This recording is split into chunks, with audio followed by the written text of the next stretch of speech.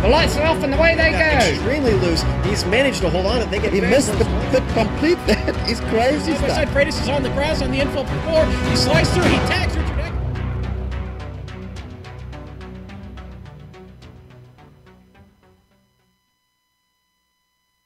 Sitting among the sandhills of North Carolina rests one of NASCAR's most historic circuits.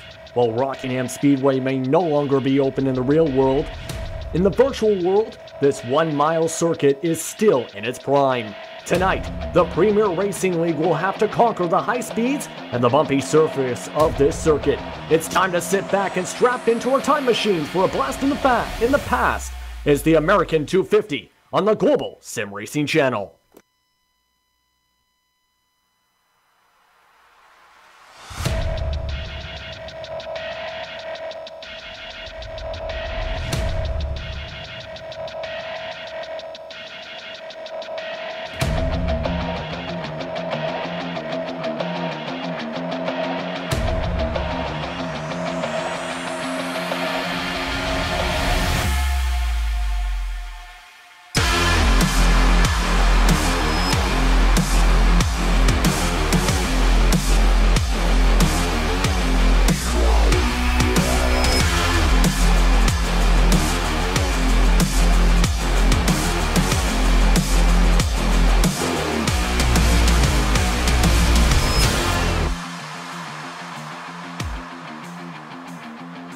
Hello everybody and welcome to the Global Sim Racing Channel for round 35 of the Premier Racing League Patriot Fire Cup Series for today's running of the American 250.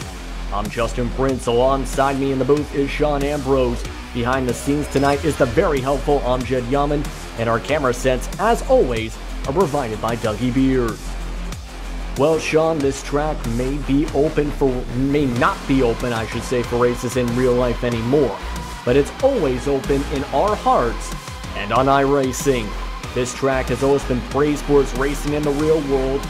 A race in 1981, for example, here had 37 lead changes throughout its race. This small circuit is also one of the most challenging tracks to conquer in these Gen 6 cars in all of iRacing, especially with its fast speeds, its many bumps, and of course, and not being on the usual circuit as for most tracks this car goes to in real life today.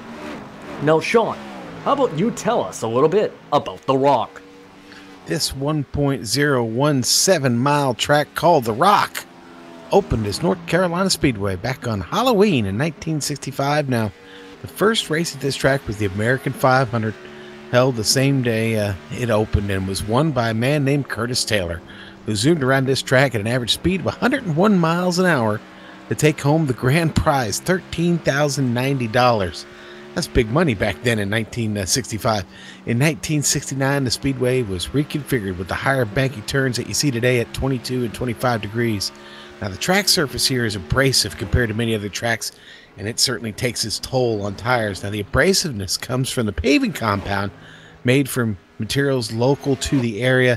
Seashells and rocks are some of them, a defining feature of The Rock. But the best way to get an idea what this place is really like is to jump on board the GSRC Monster Energy Cup car and take a lap around The Rock. Hello everyone and welcome to Global Sim Racing Channel. My name is Brian Yazek and I'll be taking you for a spin around Rockingham in the GSRC Chevy SS. Coming out of turn 4, you're going to swing it high, wide to the wall, bringing it right through the middle of the track, hard onto the brakes, make the car find the bottom and roll through it. The car will get very squirrely through here with all the bumps and all the crevices. Off of turn 2, there is a bump right on the exit that will make the car loose as well. Going into turn 3, once again, find the bottom, roll the middle through the corners, back onto the gas hard in the entrance of turn 4 to get a good run down the start-finish line. And then over the run, you'll see guys run over here into the higher groove. Saves wear and tear off the right front tire and makes it a little more manageable coming through turn 2.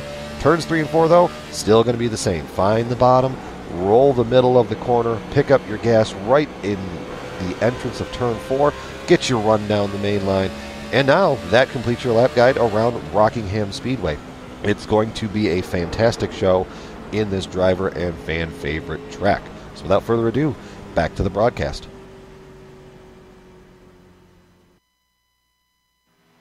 And that was Brian Yazik with your lap guide around this 1 mile circuit. Of course, as your steam practice continues on in the background, the track record as the track last seen the Cup Series run here in 2004 had been set by Rusty Wallace in 2000. And the track speeds we're seeing here on the track right now are 21 sixes to 22 flats right now, in about that range on the average time. That shows how much time changes, especially with the speed of these kind of cars. But of course, heading into today, there are just 2 races to go into the Patriot Fire Cup Series schedule here in Atlanta Motor Speedway. At last week's race at Martinsville, one driver had almost secured this season's championship. Keyword almost. Sean, how about you do the honors of explaining that exact point? Yes, sir. Let's take a look at that now. Now, listen, as we stand right now, Tommy Ryan needs about 30 points tonight. Now, 1 bonus point for Yazik secures the title, to be honest with you. So, an 18th or worse finish for Yazik keeps Ryan in the points race. Now, Rockingham, of course, is the last race of this fall segment. And, well, here after Martinsville, the season standings, you see that gap there to Ryan, Harden, Dalton. That's still a battle that could change before this race is over. Ricky proves to be strong here tonight at the Rock. But Tyler Dalton, boy, this is kind of a home track for him. He, Sunday night, said he's looking forward to being here tonight. So we'll see. But the points battle here for the season, still with 1 more race to go after tonight at Atlanta. Anything could happen, but Tommy Ryan stands the most to gain tonight. Yazik just needs to keep it on the track and wind up with a decent finish, and he's in good shape. Let's look at the fall standings here, Justin, real quick.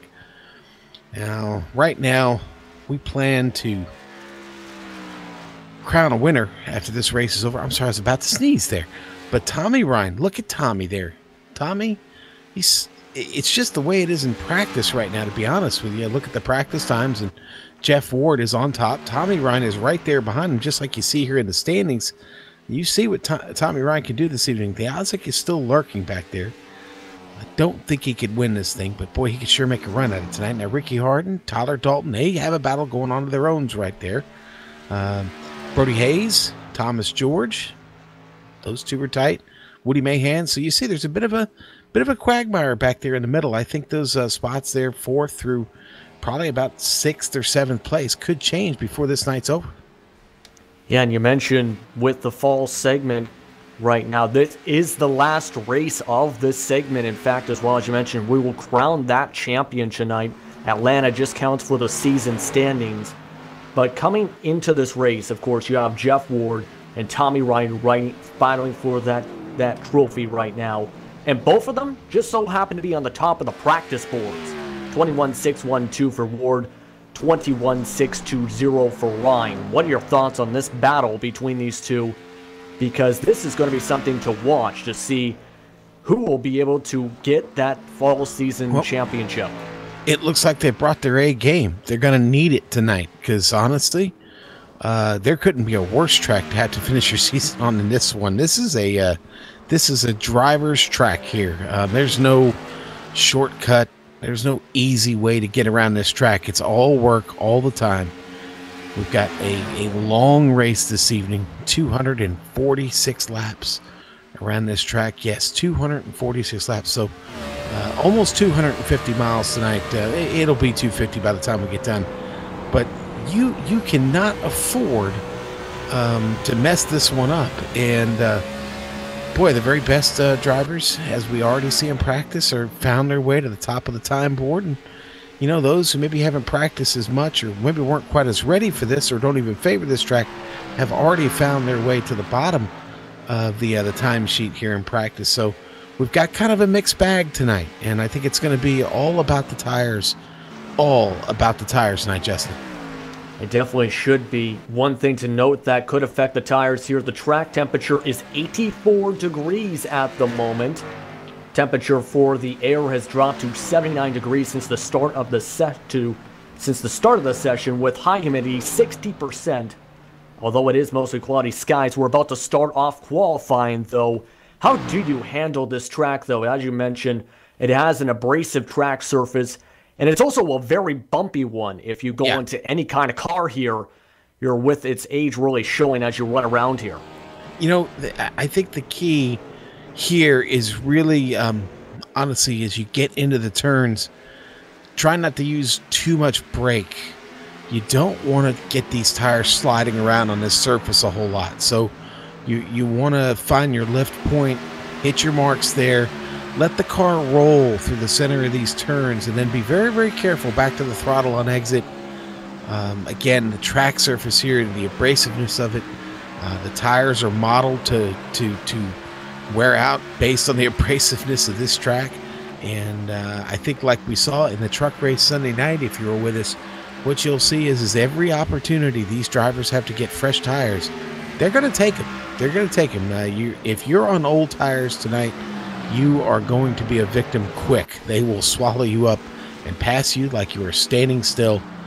We saw this happen. You refer back to Sunday night. For those of you that weren't with us in the American Pool Supply Truck Series, those with the tires were the ones who were fast. Those who didn't have them got left behind, and left behind quick. I think we only had about 6 or 7 trucks finish on the lead lap the other night because we got a couple of green flag runs late. And if you're struggling, man, that's not what you want to see. You don't want to see a green flag run. You know, field not extremely huge tonight. It's only about 18 cars. We could get a couple more here before qualifying's over, Justin. But boy, green flag runs, it certainly could be a big factor tonight. And when you get on a green flag run, you've got to take care of these tires. You've got to drive this car easy around here and with a little bit of finesse.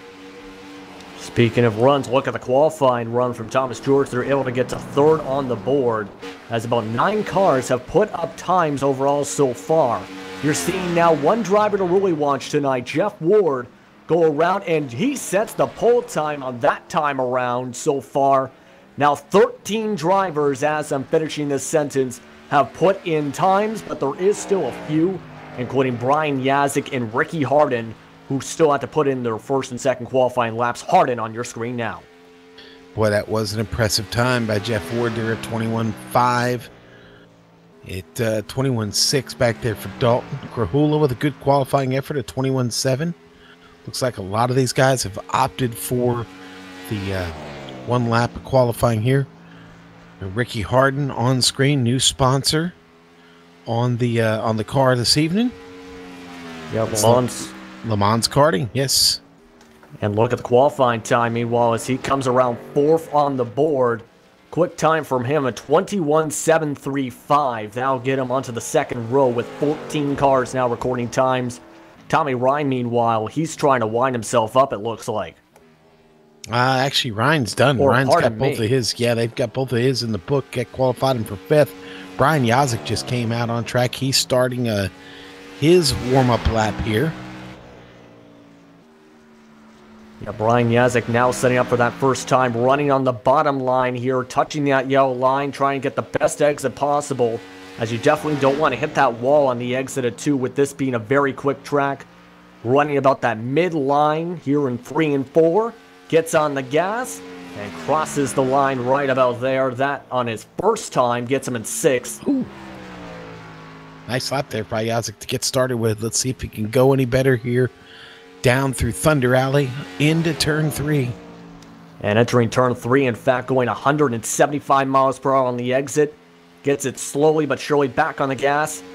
And here we go. Let's take a look. It's a 21.889, not as fast. Still good enough for the third row, but there is still a couple drivers who have to record times. Nick Cohan would be possibly one of those drivers, as he has just joined the session. In fact, it's the 19th car prepared for today's race. Okay. We certainly know Nick sometimes likes to wait. So we'll wait and call it. All right, let me give you my woodshed pick for the evening while we're waiting on maybe a couple other drivers here to come on track. I thought about this very carefully today. And I know when I was in the woodshed, I favored Thomas George. And I got to be honest with you, man, I'm flipping on that a little bit. I also favored Tyler Dalton. I think this could be Ty's night. Let's see. I don't want to jinx the poor guy, but man, I got a feeling. And meanwhile, just as you're finishing up your woodshed pick, pardon me, Nick Cohan, talk about the man. Yeah. For Loud Pedal Motorsports, he's going to come out and try and get his quick warm-up, exiting 160 miles per hour. One thing mentioned by Adam Littell, for example, hashtag Adam Littell, the setup is tight in, loose off. And we were talking about that a little bit with the abrasiveness here. How do you handle any potential risks here with this kind of handling, especially once things have not just yourself on the track, but now 18, 19 cars on the track as Cohan uses the apron to get a 21.962. That's not good enough. How do I get out of trouble here? I guess is what you're asking. You know what I do? I get out of the throttle. Let's look at this pole. Let's look at this pole lap right now and give Jeff Ward a little bit more hardware here. Yeah, as the meeting discusses, it's time for your NP3 Designs pole award to Jeff Ward with a 21.586. Let's see as you see him using that bottom line, trying to touch the yellow line on the exit of 2. Gets as high as he can down the backstretch of the wall. Lets the car roll, as you mentioned, through 3. And gets it on slowly back on the gas for the front straightaway, using that apron for the exit. And just like that, that's how you get a pole at Rockingham, The Rock, and your MP3 Designs pole award. And with that, we're going to go to your national anthem. We're just about set to go here. We'll be back here in a few moments. It's time for your national anthem for the great country of America.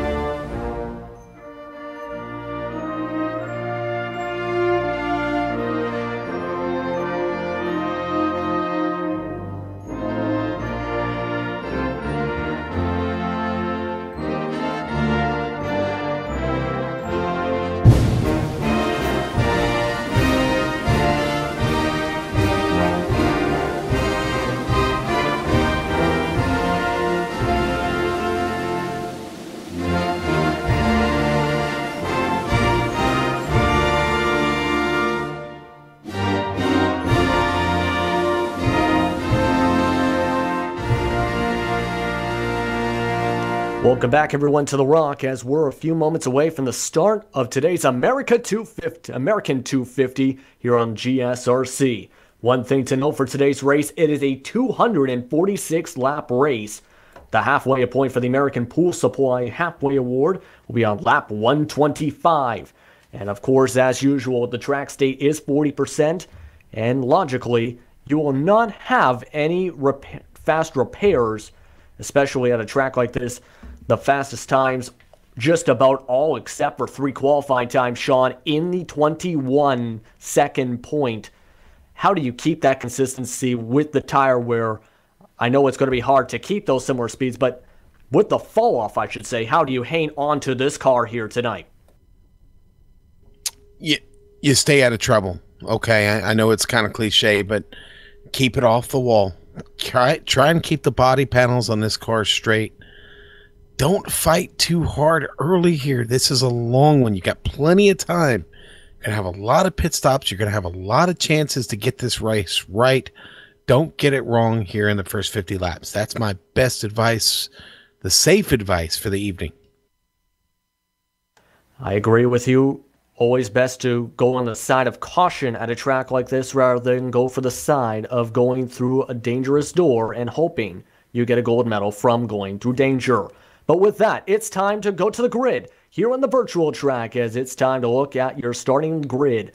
We'll go 2 at a time, Sean, as Jeff Ward is on the pole with your NP3 Designs pole award. Tyler Dalton, is going to start on the outside here. He was just less than a tenth inside that pole time.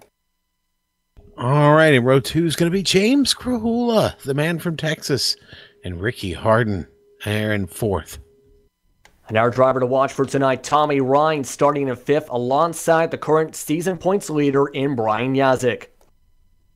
All right, and then we're going to go back to row 4. It's going to be Paul Pepper and Thomas George. Row 5, Brody Hayes starts on the inside, on the outside in a different paint scheme than is normal, in a darker blue scheme, Woody Mahan. Okay, and then we're going to go on back now to row 6, Travis McQuistion and Troy Haight. Behind those two, Nick Cohan starting off in 13th tonight, alongside Norm Peltier, the 3rd in row 7. Okay, row 8, Jonathan Lawrence and Chris Scala is back with us tonight in the car. And those were the last drivers to record times. The final 3 on the starting grid tonight. In the number 42, Matt Murphy alongside Andrew Jones. Hashtag Adam Littell will round out the rear for today's American 250.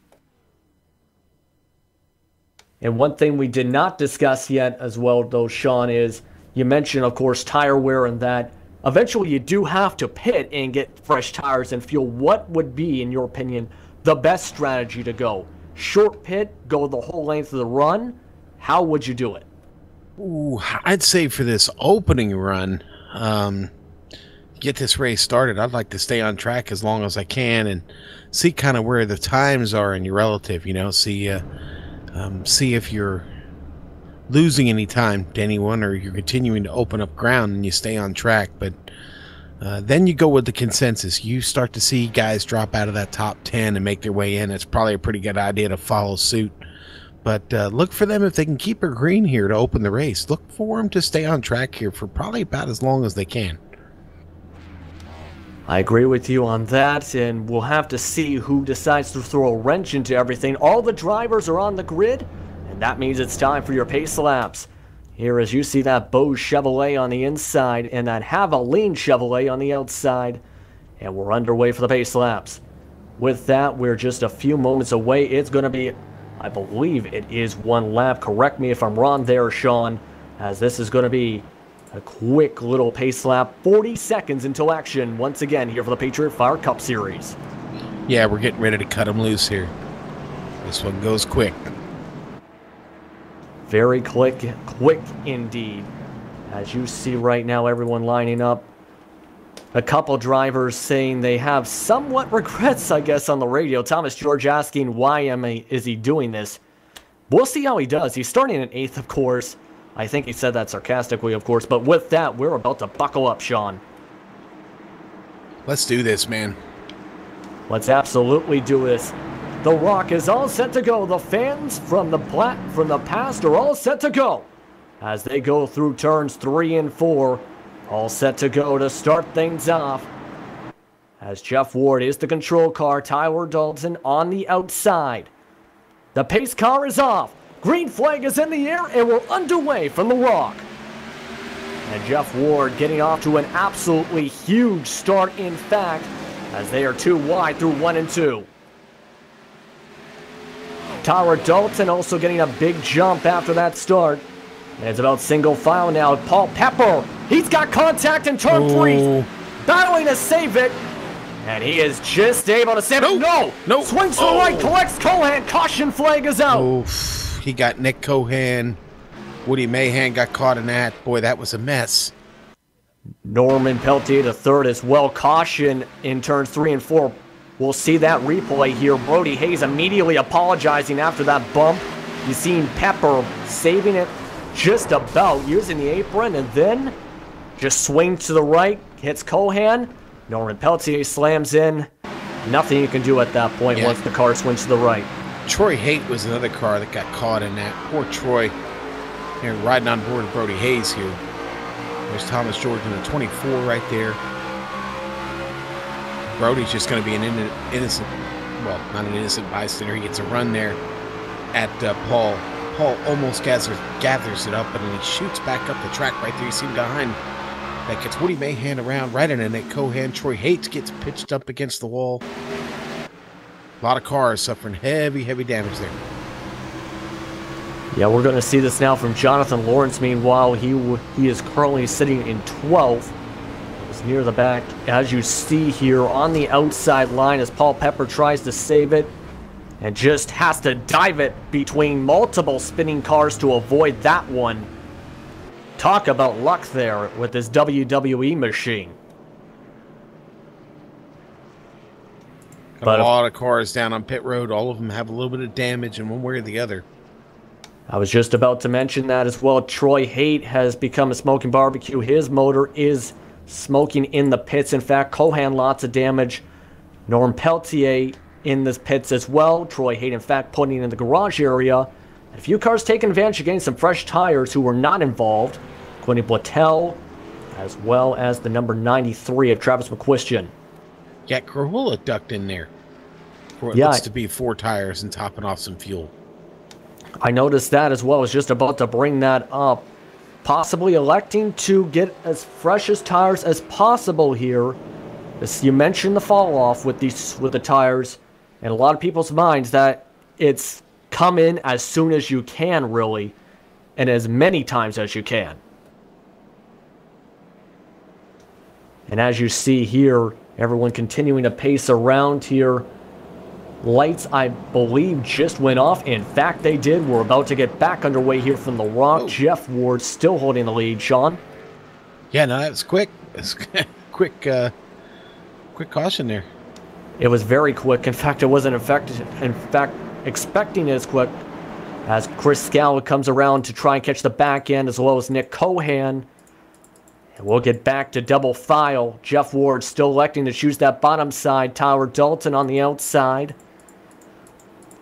And it should be interesting once things get to go. It's going to be a bit of a long pace lap as usual. Once again, time to buckle up once again. The fans are all set to go once again. The blast in the past again. And talk about all those DeLoreans in the parking lot here for the Rock tonight.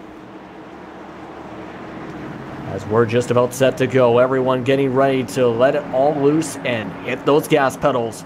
As the pace car rolls out of 4 and ducks off the track. Jeff Ward with a big jump. And we're back underway here from the Rock.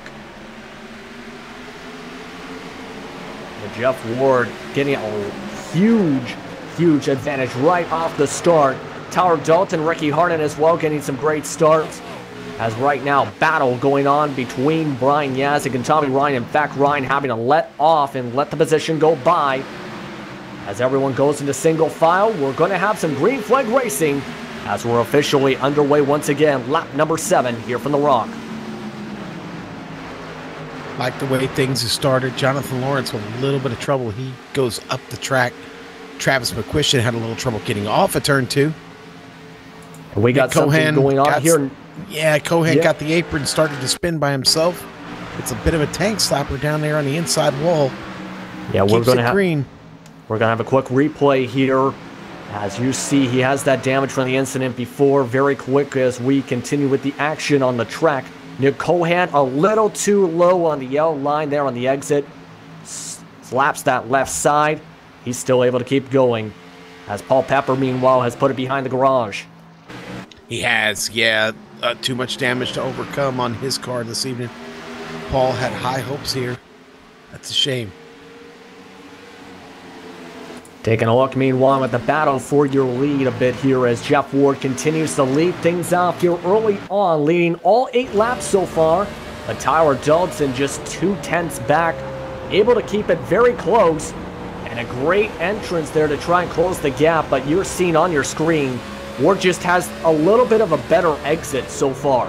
And I think Tyler right now just kind of learning a little bit about his opponent and what kind of line he's running here. Tyler in pretty good shape, if you ask me. Ricky Harden's the one that's kind of fallen off just a bit. He is taking a bit of a step back here to the top 2. Yazik maybe even starting to close in on Ricky a little bit as Ricky got a little bit loose coming off of 2 that time.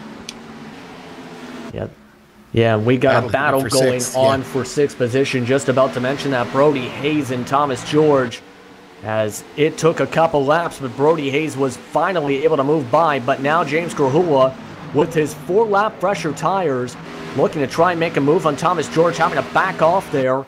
And they're back to single file. 4 cars in that grouping as Hayes, he's now trying to make a move on Tommy Ryan. Looking hungry. Very hungry. You're seeing him looking, as you can see, trying to dive it in there on the entrance a bit more. And he's able to keep up with it just about on the exit compared to it. But look who's taking onto the back now of that grouping in 9th. Travis McQuistion is now looking to battle for some positions.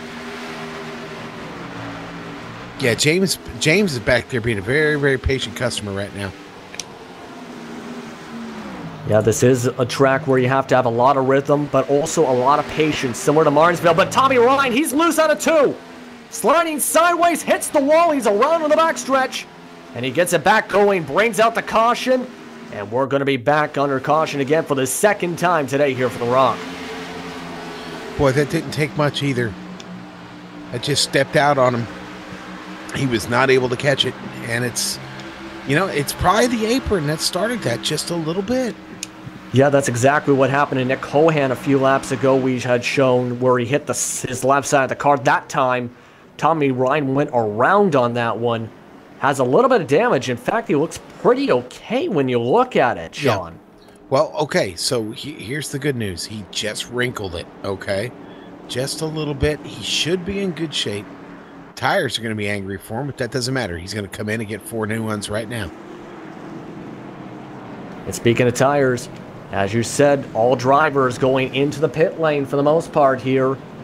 As you see, everyone wanting to get as fresh of tires as they can to keep the race going. Top 5 entering the pits is Ward, Dalton, Hardin, Yazik, and finally Brody Hayes. As they're going to roll slowly in, try and get to their pit stalls, and here we go. Boy, it looks like we lost Nick Cohan, too. He's given up on that car and taken his Toyota behind the wall here. Yeah, that is now 3 cars who have now officially registered as DNFs. Norman Peltier III is still as an off the track at the moment. As Jeff Ward wins the race on the pit road, Brian Yazik and Tyler Dalton battling there for the win for 2nd spot. In fact, Yazik able to get it. Third Dalton, 4th Hayes, and Hardin drops all the way to 5th. But we have ourselves a lucky dog, as Brutus is going to come out and play with the number 37 machine of Chris Scala, as he's going to be your Coastal Safety Auditors lucky dog. Coastal Safety Auditors, your one-stop shop for fire, life, and safety equipment. All right, and congratulations to Scala there for getting that lucky dog. Now he's in the pit for his service. It's the Fred J. Moyer Plumbing Good Wrench Service Chevrolet. Scala's in this evening. Yes, and he's going to, of course, get those 4 tires, as Brutus definitely going to help him get back on the lead lap, as you've seen there. 15 cars on the lead lap, while Brutus tries and says, don't let the rockiness get to your voice and your mind. It's time to focus on more action pretty soon. So, it's continuing to be some fun here at the Rock, Sean. What are your thoughts after what you've seen so far, especially with now 2 cars spinning out of 2 from clipping that one little piece of apron just below the yellow line? That's going to happen. They're going to have to be careful not to do that anymore. Like we saw with Paul Pepper earlier, it doesn't take much. Once that car comes around, it's really, really hard to catch and get straightened back out again. So, let's try and see less of that. We have had a little bit of attrition. That's unfortunate, but it's okay. We still got a lot of good race cars here on track. Not much changed up at the front. Brody Hayes has come up 5 spots, finds himself in the top 5 right now. Of course, Brian Yazik restarting this race from the front. Really, really good round of pit stops for him there that time.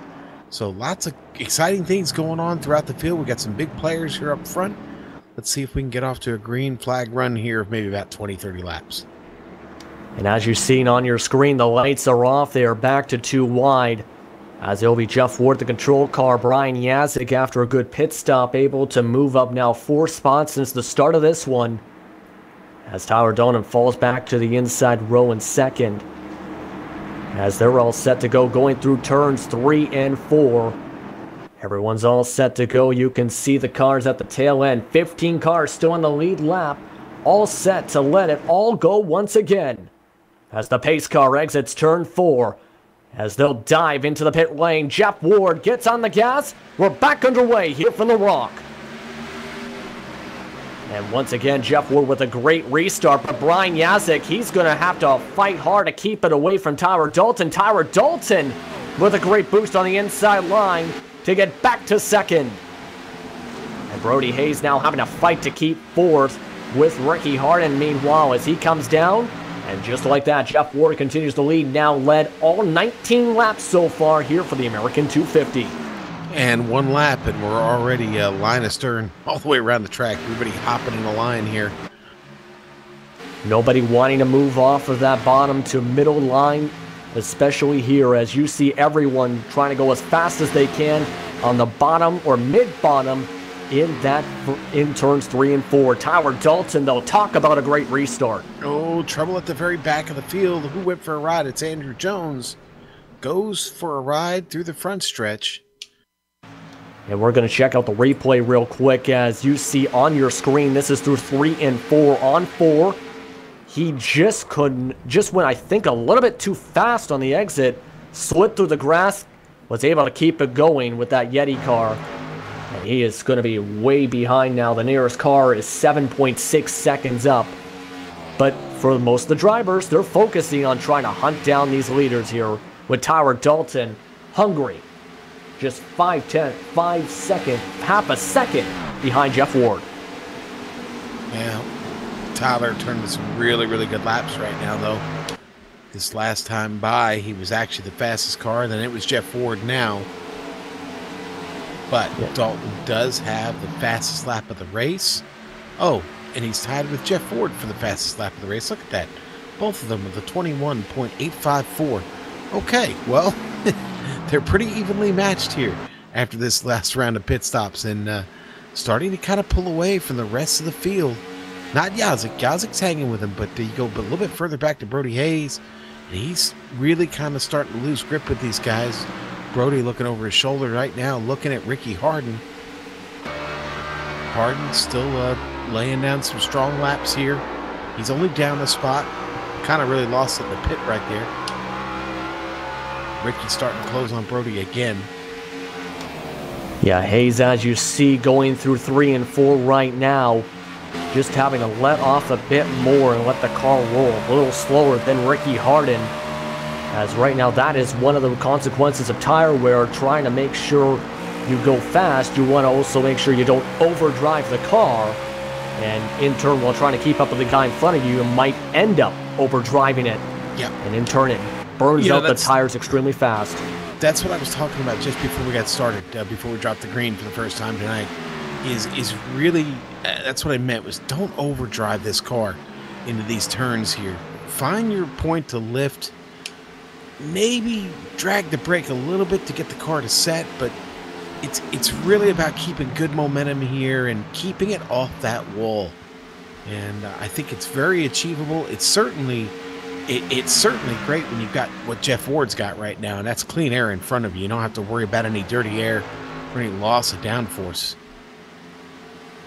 Yeah, one thing to note here, Adam Littell has officially taken a tow, and he said in the chat previously that he was planning to take a short run tonight, but he's still sitting in that pit lane right now, in fact, in his pit stall.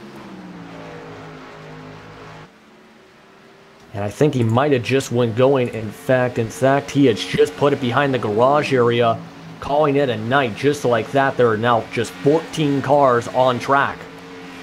Look what Tyler Dalton's doing here. He's really starting to make a move. Harden, we got a problem here with Harden? Oh, Adam Littell's around? No, I'm sorry. My bad. That was before. Yes, you can see here Ricky Harden, though, fighting hard with Brody Hayes. Got loose on the exit of 2, having to back off on his move. He was down too wide through that front stretch. Before that loose there, you can see they're trying to use the draft to be able to dive into turn 1. But Hayes running the high line, able to make it stick. And in fact, he's going to get a much faster exit as Harden's starting to get very loose on these exits. Wow, that is a really good battle. Fun to watch. And you're seeing this battle still on screen as they continue to run around this track. Entering turns 1 and 2 once again. The times to show how much fall off has happened, we're already falling off about 1 second. And we just went green about 14, 16 laps ago. As Hayes now starting to pull back away now from Ricky Harden, with Harden now getting more and more loose off of 2. So Ricky's new sponsor on the car, that Lamar karting indoor karting complex, the grand opening's tomorrow. They're in South Carolina, and if you're interested, you can check them out at lamarkarting.com. That's in Greenville, South Carolina. I think he said they're opening at noon tomorrow. Big grand opening kickoff there.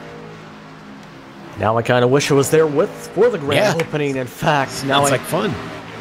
Why don't we go go-karting sometime, I guess? And maybe we can go there. Something's going on right behind them as McQuestion's around down the backstretch. And this is going to be trouble. He's spinning down the backstretch as his front motor and front end are completely total. Let's check out the look at the replay. He's going to lose this by himself. Yeah, gets a little bit of the apron, and the transition back to the track just does not work out for him, man. And Scala just gets by, man. You couldn't have got a sheet of paper in between McQuestion's car and Scala as he came by at speed. And someone I think Brutus is riding with for much of this race so far, Jonathan Lawrence. Take a look at this. As McQuestion went right up the track, Lawrence diving to the left. McQuestion went back down the track. Lawrence having to take a very hard right, able to keep it very clean. And just like that, we have more pit stops. Yeah, we got about 20 laps out of that run, and everybody's in. Do you think anyone's going to risk 2 tires, as stupid as that question sounds? No, not yet. Not yet.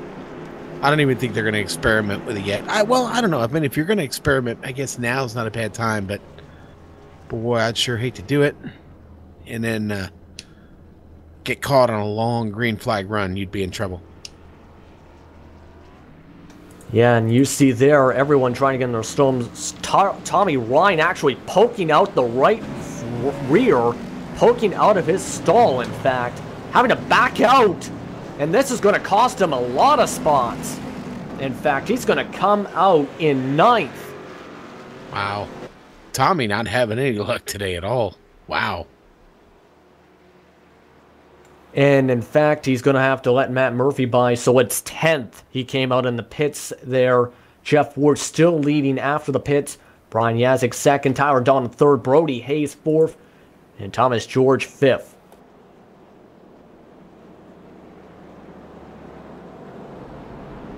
And we're already going back green. In fact, these quick cautions once again striking, especially with no cars on track who are a lap down at the moment. Once again, Jeff Ward going to be on the inside. And he's been able to get some great jumps on the restarts. Pardon me, still 2 to green.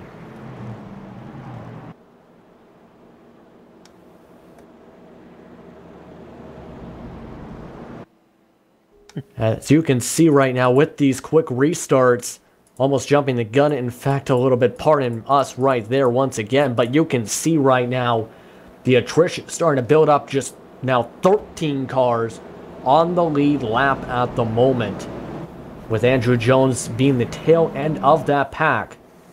And we're seeing a lot of guys having some competitive races so far, Sean. Matt Murphy now in 9th. Chris Scala up in the top 10. Woody Mahan on the outside looking to get by Thomas George on the restart here. Lots of things developing here with this race continuing to go on. Just now 38 laps into this as we go to 1 to green right here. Yeah, listen, we still have a ways to go here. Still good opportunity for everyone to be patient. Keep their wits about them. Be kind to the driver next to you. But things are getting kind of slim out here.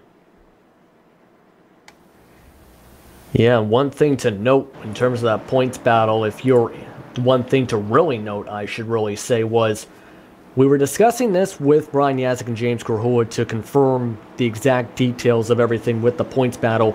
Yazik had to finish 18th or worse in 1 point, and as you mentioned, if he made 1 bonus point, secured the season title. He is looking in some pretty good shape right now, with now officially 6 cars in the garage area, with Norm Peltier finishing off 35 laps down, deciding to put back in. But right now, we'll get to that in a moment. It's time for the restart. Jeff Ward sets up as the control car. Brian Yazik matches him on the restart. And look at this, Tyler Dalton going to make it 3 wide. And Brian Yazik having to back off, losing a couple spots there. And talk about great starts and great timing from Tyler Dalton on that inside line as Jeff Ward dives it in, keeps that battle, but it's still 2 wide behind them. Brody Hayes moving up to 3rd. And Brian Yazik how about that restart by Brody, man? Absolutely wild restart. Great restart from Dalton. Just as great restart from Brody Hayes. Has a lot of shuffling here as Thomas George rounds out your top 5 at the moment. Boy, somebody lit a fire under Tyler Dalton tonight. He was really going for it on that restart. He qualified on the outside. He was 3rd best in practice. And he is showing right here he knows how to handle this kind of track. Times right now in the 21.9s to 22.1s throughout the field at the moment, as they look to put as much distance as they can, drafting with each other, trying to stretch it out, as Ward has now officially led 41 of 41 laps so far tonight.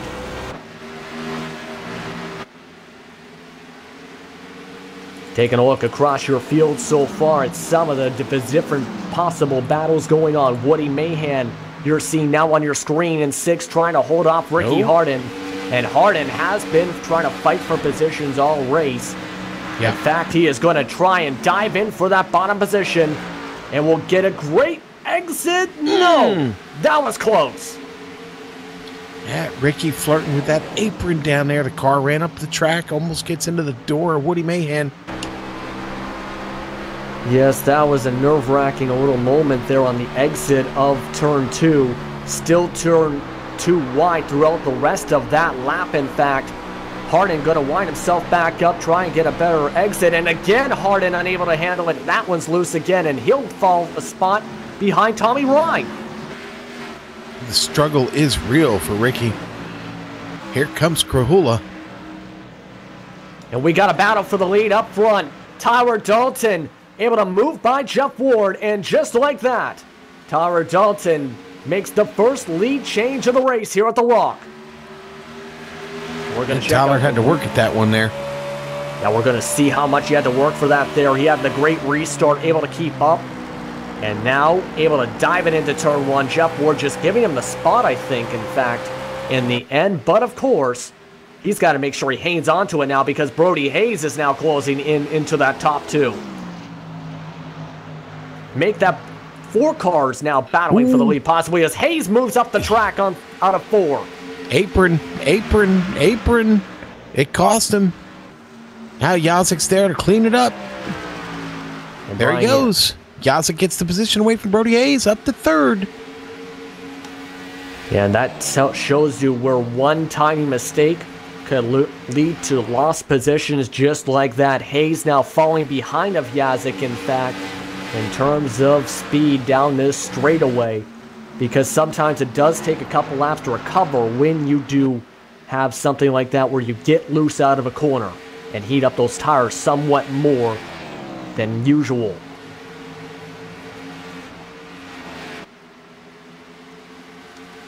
Looking at the rest of your battles going on across the screen, Woody Mahan still trying to hold on for 6 in front of Tommy Ryan, a few meters back. In fact, Tommy Ryan taking a higher line than usual on that one, possibly trying to switch things up to try and make the move on Mahan. Look at that exit out of 2. Using the banking to run off on the exit there, Sean. He really did. He got a huge run out of him down the backstretch there.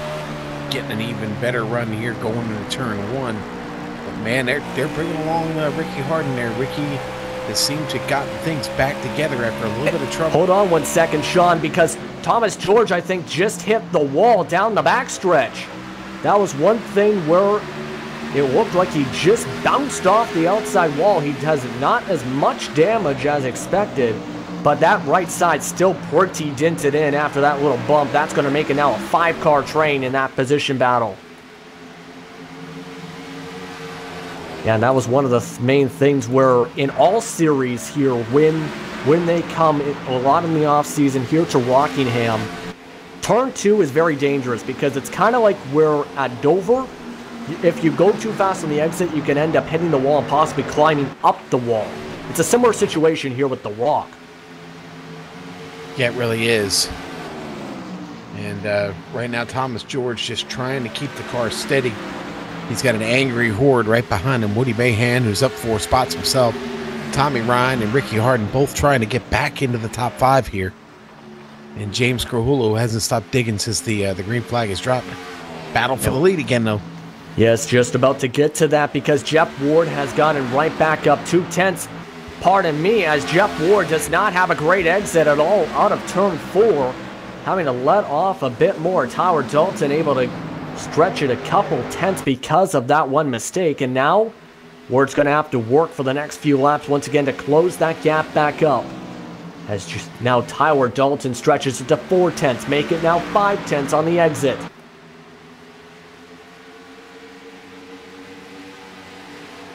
And you see there Brian Yazik sitting in that 3rd spot, meanwhile, trying to catch up to Ward. You can see him with his way run so far. He started off this race in 6th, as mentioned, and he is still running some pretty consistent times. He has started a couple times on the outside on restarts with pit strategy, so we're going to have to see if he can try and keep up with this 2-3 car pack now, with Hayes sitting in 4th.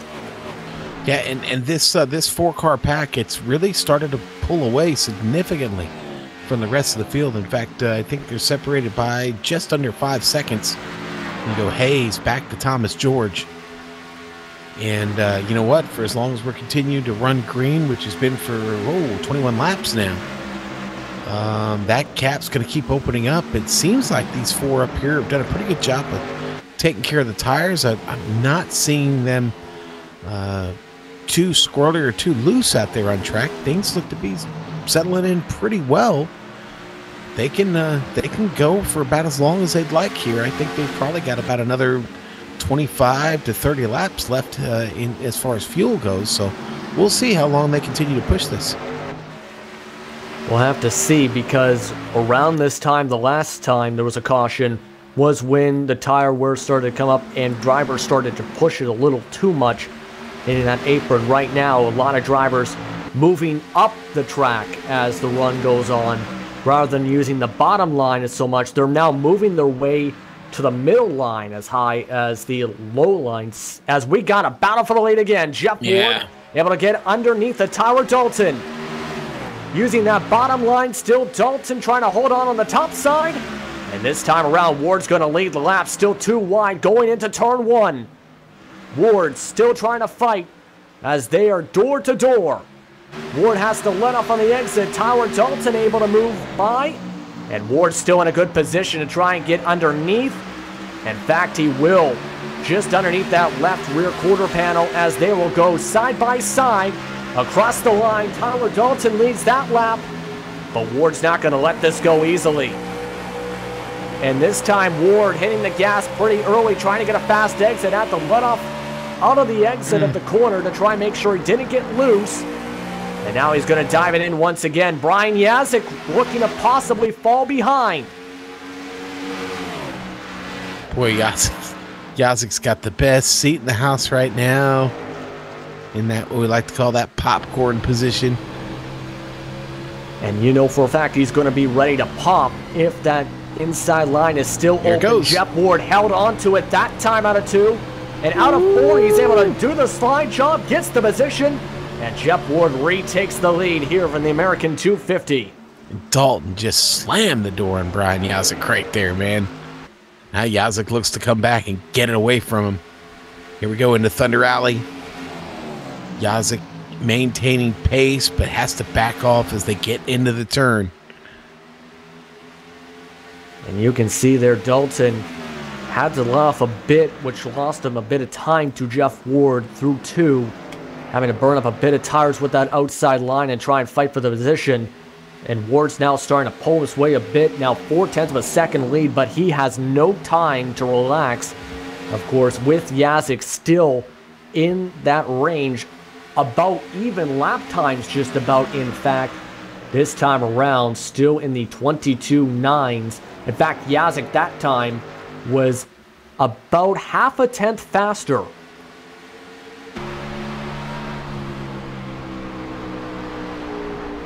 And meanwhile, showing some of the struggles as this battle continues, Jonathan Lawrence just did a tank slapper to the right side of his car through 1 and 2, in fact. So it's starting to become very hard to hang on to that inside line and try and make sure you go slow enough to not go riding up the track into that safer barrier.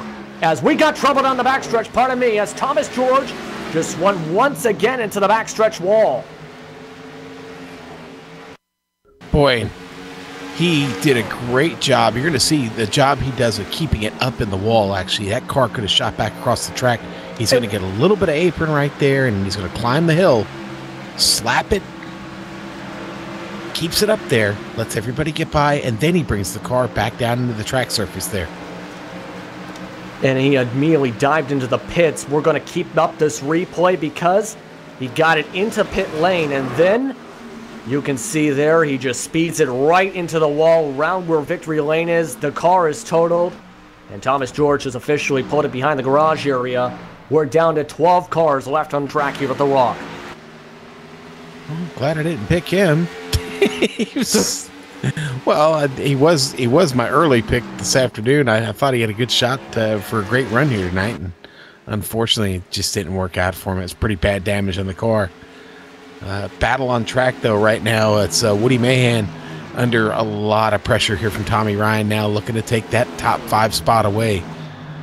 Ryan is all over him.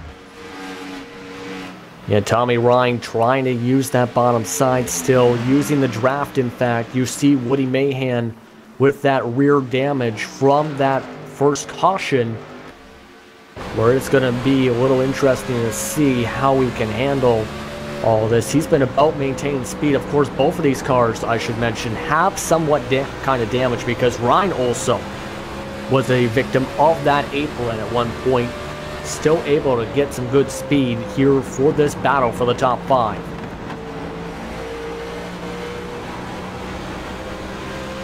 And you can see Tommy Ryan, meanwhile, using a different line than a lot of different drivers. As I mentioned, and what we discussed a bit before, trying to use that banking and run down it, diamonding in the corner out of turn 2 to get a faster exit, which in turn is going to help him set up here. In fact, Tommy Ryan going up the track there was probably not expecting to not have that little space for the dive bomb into turn 1, Sean.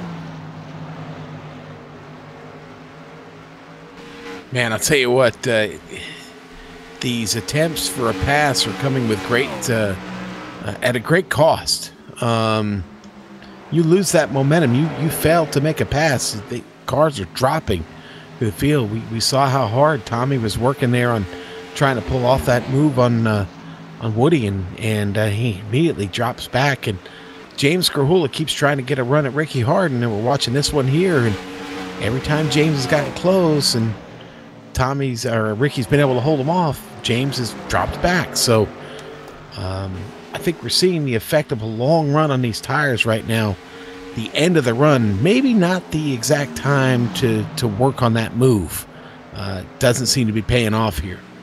So we're getting close to 40 laps on these tires right now.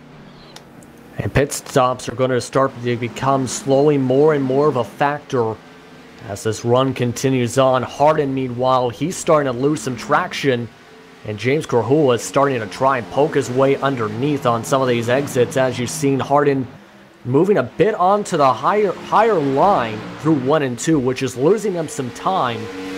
When we started showing this battle, it was about a 0.7 of a second difference between him and Tommy Ryan in terms of on-track position. That has gone to 1.2 seconds right as I'm finishing this sentence. And something happened to James Krahula possibly there to fall back a little bit. Maybe trying to think, if I let off a little bit more this time and get some more speed on the exit, he might be able to wind it back up. And unfortunately, that is not the example of winding it up.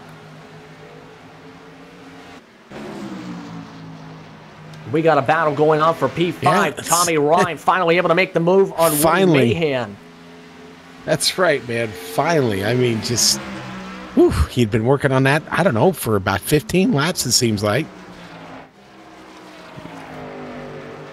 Yeah, we're going to see here, just as we were showing that finish of the pass, James Krahula able to finally make a move on Ricky Harden.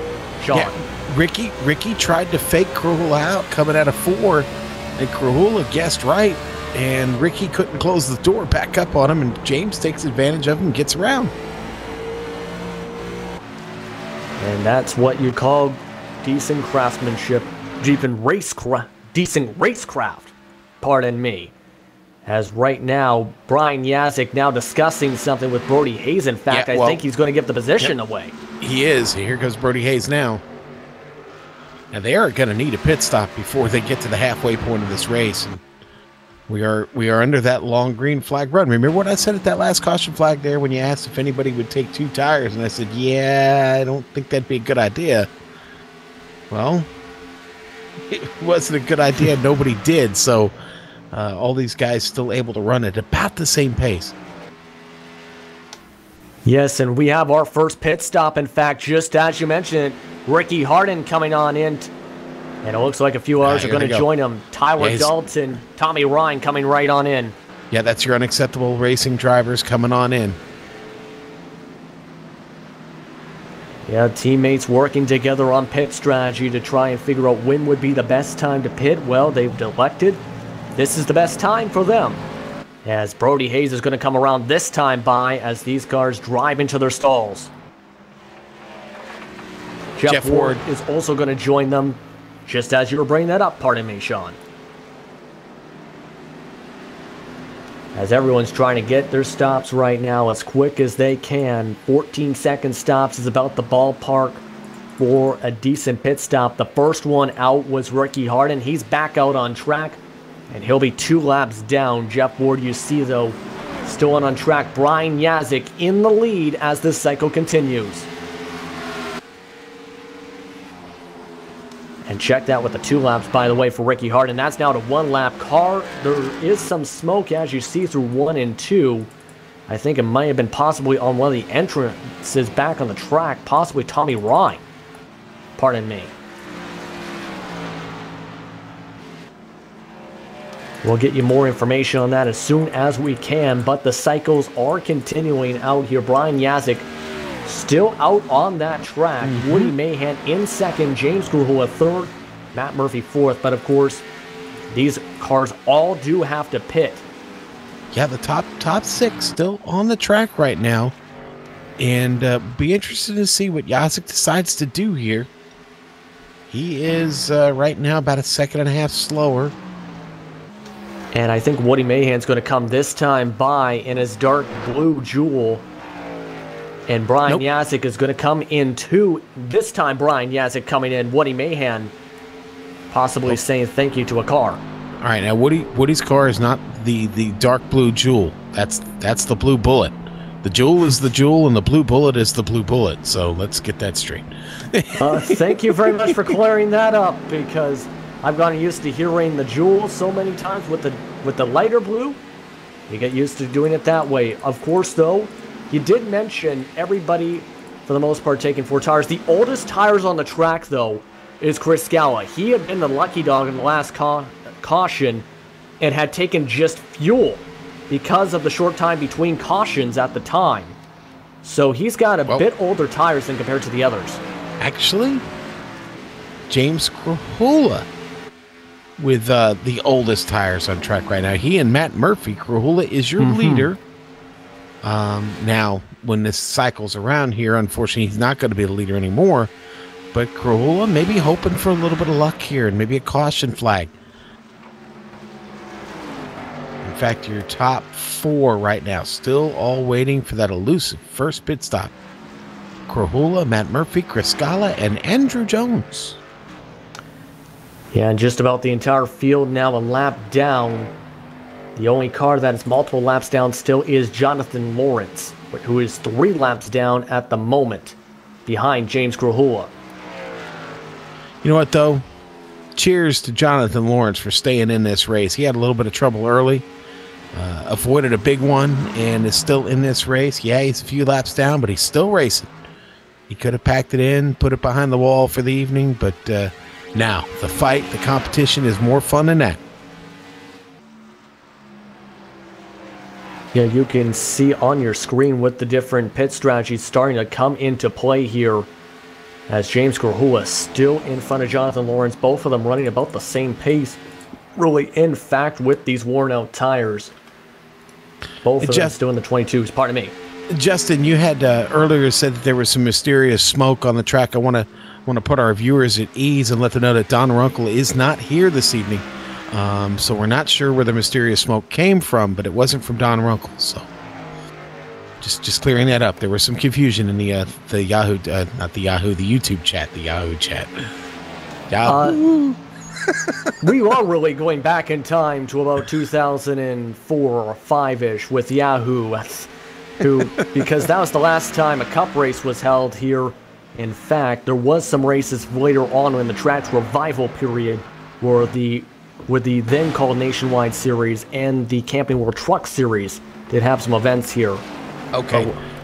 I'm sorry to interrupt you, but here on track now, Krahula, who's still out on track, is now being caught by Jeff Ward. This is going to be Ward unlapping himself, and oh boy, he had to get out of the throttle there a little bit as it got up on Krahula. Good job by both of them working together there as to not mess each other up. Here comes Tyler Dalton coming through now.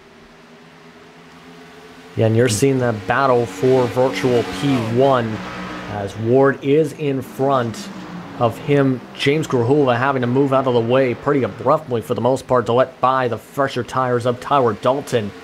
But to get back to the point there, it is about a 9/10 of a second gap for virtual P1 for Jeff Ward.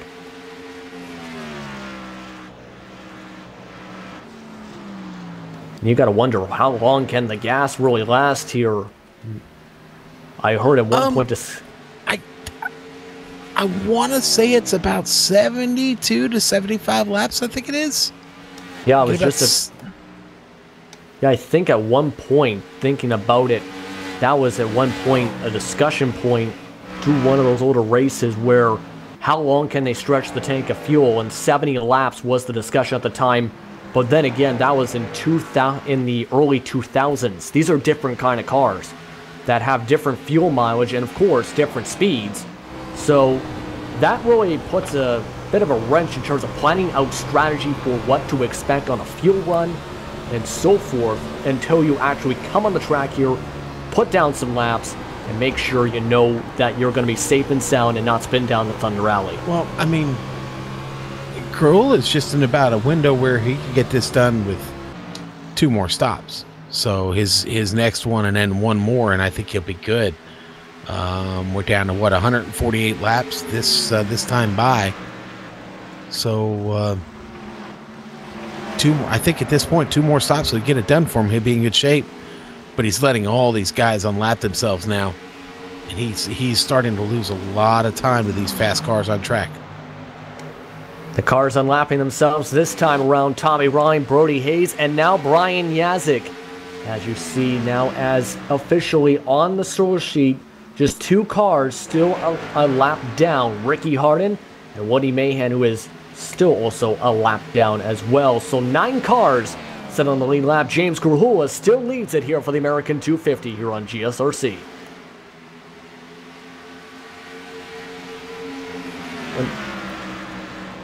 Pardon me there for 1 second, as still on the track, meanwhile, to mention, with a lot of different things to mention, Chris Scala, though, his last pit stop, he has taken 4 pit stops, of course, in this race. And as I mentioned, had a 4.3 second pit stop the last time around, which is a bit of a tire gap here as well, as we see more and more traffic continuing to go by. Well, Scala obviously trying to play the long game like Krahula, but Krahula is faster right now than the Scala. He's going to have to get a little busier. Really, I think Krahula is really gambling on a caution flag here at this point. I don't know if he's going to get it. They seem to really, really settle into some nice racing. Yeah, and Scala having to let them really, really quickly go by. You see the difference in lap times. A 24-second lap time. By far the slowest on the track last time by. As we continue to see things here, the fuel is going to continue to be stretched out really here.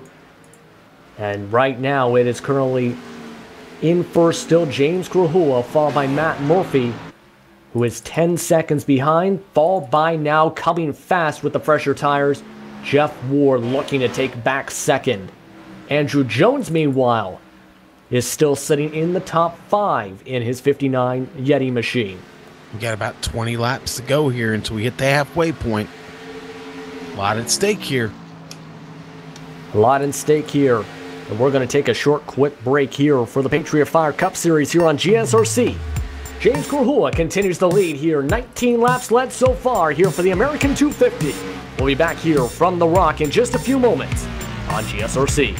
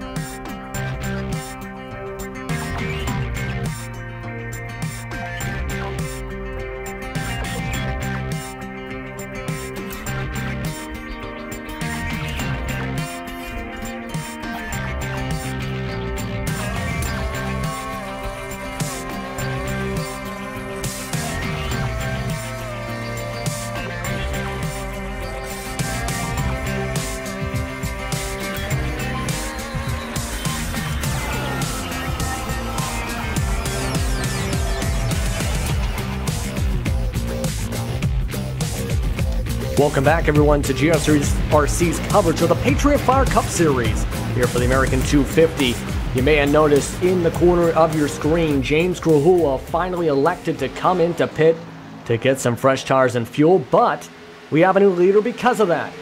Jeff Ward with a 2.7 second lead now over Tyler Dalton, and Brian Yazek has moved his way into third. Meanwhile, during all of that, Tommy Ryan sitting in fourth, Brody Hayes fifth, Matt Murphy on the old tires, now falling to sixth just in the past 2 laps, Sean.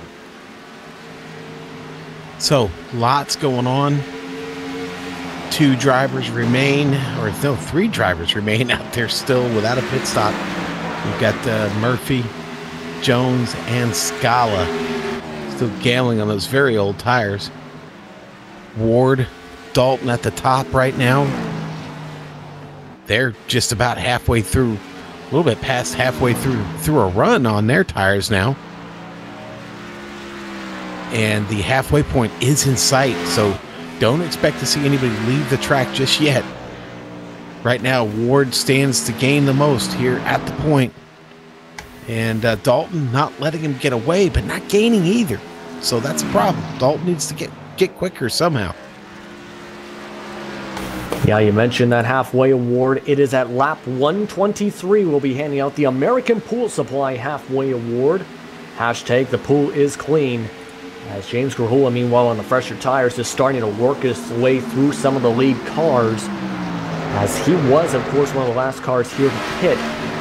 And as you mentioned, he's about a half run fresher on tires here. And you can see that difference on speed in terms of how much he is running through 3 and 4, for example, here from above, because he doesn't have to let off as much, he doesn't have to hit the brakes as much, and he doesn't have to worry about spinning the car so much on the exit with the worn out tires. Boy, Yazik just passes Grahula like he was standing still. Yazik looks awful strong right now. He is starting to close the gap a little bit on Tyler Dalton, not much. And one certainly looks good here in third. Yes, pardon me there. He does certainly look good in that third spot. Chris Scala, meanwhile, did finally bring it into pit. He is overall 3 laps down. 3 laps down with Jonathan Lawrence. He'd be fighting for position 4. 12 cars still on the track. As you see that battle continue to heat up, though, for third spot. Tommy Ryan wants that spot back. Trying to get on that back bumper almost through into 1. And these two are going to be fighting hard for this spot, especially with a lot on the line in terms of points here. And I mean not just in the season standings, of course, but also in those fall standings with Jeff Ward leading just by 2 points heading into tonight.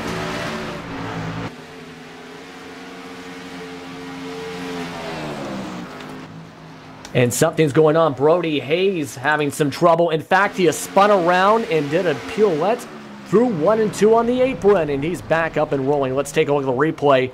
This started all the way down the front stretch, kept it off the wall, and then got loose trying to save it once again to avoid the right safer barrier wall in 1 and 2. There's that pirouette, and he is back up and rolling, going to bring it all the way into the pits for some fresh tires after spinning on that one. Yeah, he made those things way too angry. Decided to go ahead and bring her in. Probably the wise decision. If he hadn't, he probably would have lost it the next time out of one of those turns.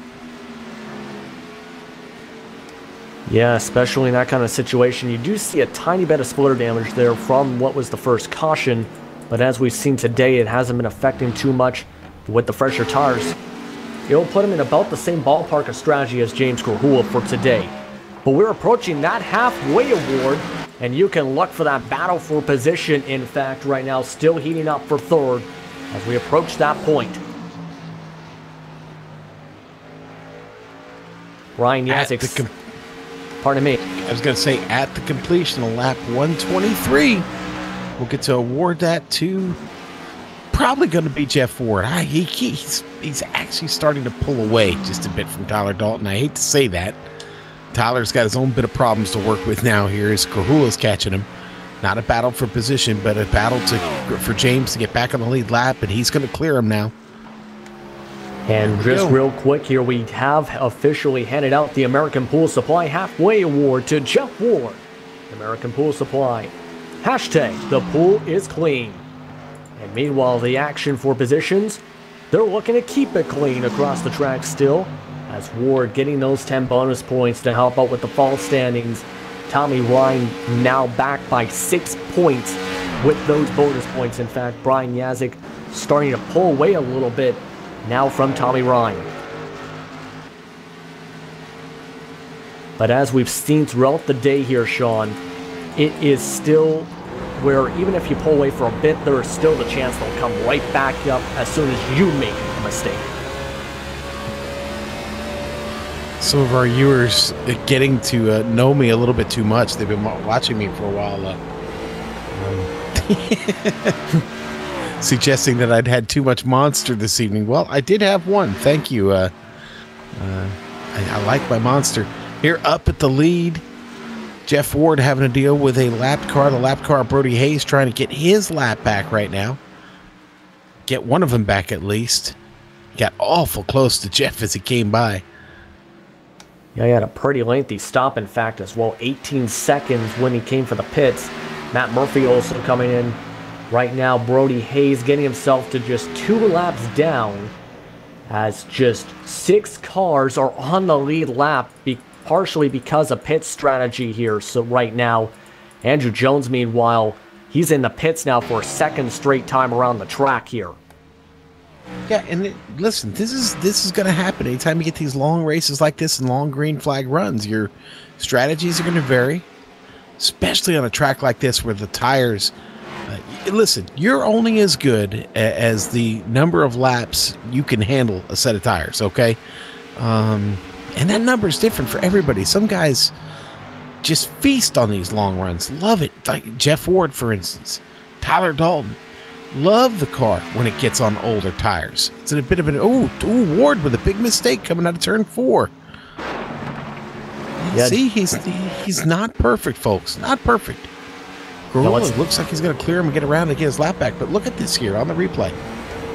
Yeah, let's take a look at that replay here. You can see him here shifting the valve a little bit with that gyro camera, as he just got a little loose on the exit of 4 down the front stretch. We've seen a couple cars have that situation so far, but he still kept it going and still has a 3-second lead regardless. Talent prevails. Talent prevails. He's able to save it and keep going. That helped Tyler Dalton out a little bit. I mean, actually, what was that worth to Tyler Dalton? Well, it was worth about 3/4 of a second. So that's how costly that was to Jeff Ward. Yeah, right now you can see Tyler Dalton still in a pretty firm position for 2nd. 1.2 seconds in front of Brian Yazik as he comes out of turn 2. And one of the main things when you think about it, you were just mentioning with the tire wear, there are some drivers able to feast on worn tires, some drivers able to last longer on a set of tires, for example. When you think about it, it comes a lot of it coming down to racecraft. Yeah, Sean, if you agree, because some drivers have various types of pedal work, some have different types of steering work, and some, like Tyler Dalton, want fresh tires right now. Yeah, and so this is a good window right here. You come in now, you can go another run. You can do this on one more stop right now. You can't do it from here, but this is a good spot to come in. Tommy Ryan's going to follow him down pit lane. It is just a crawl, 40-mile-an-hour crawl down the pit lane. A very long pit lane. It takes the whole front stretch here and into turn 1. And I think Jeff Ward took notice seeing Tyler Dalton in the stalls, and he is now in the pits meanwhile. So everybody deciding this is the time I really want to come in finally to get these pit stops done.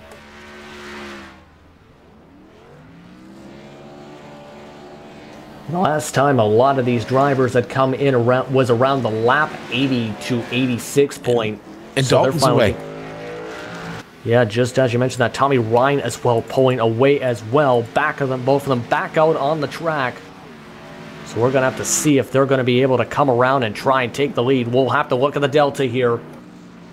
Wow, Dalton pulls out on the track just in front of James Grahula.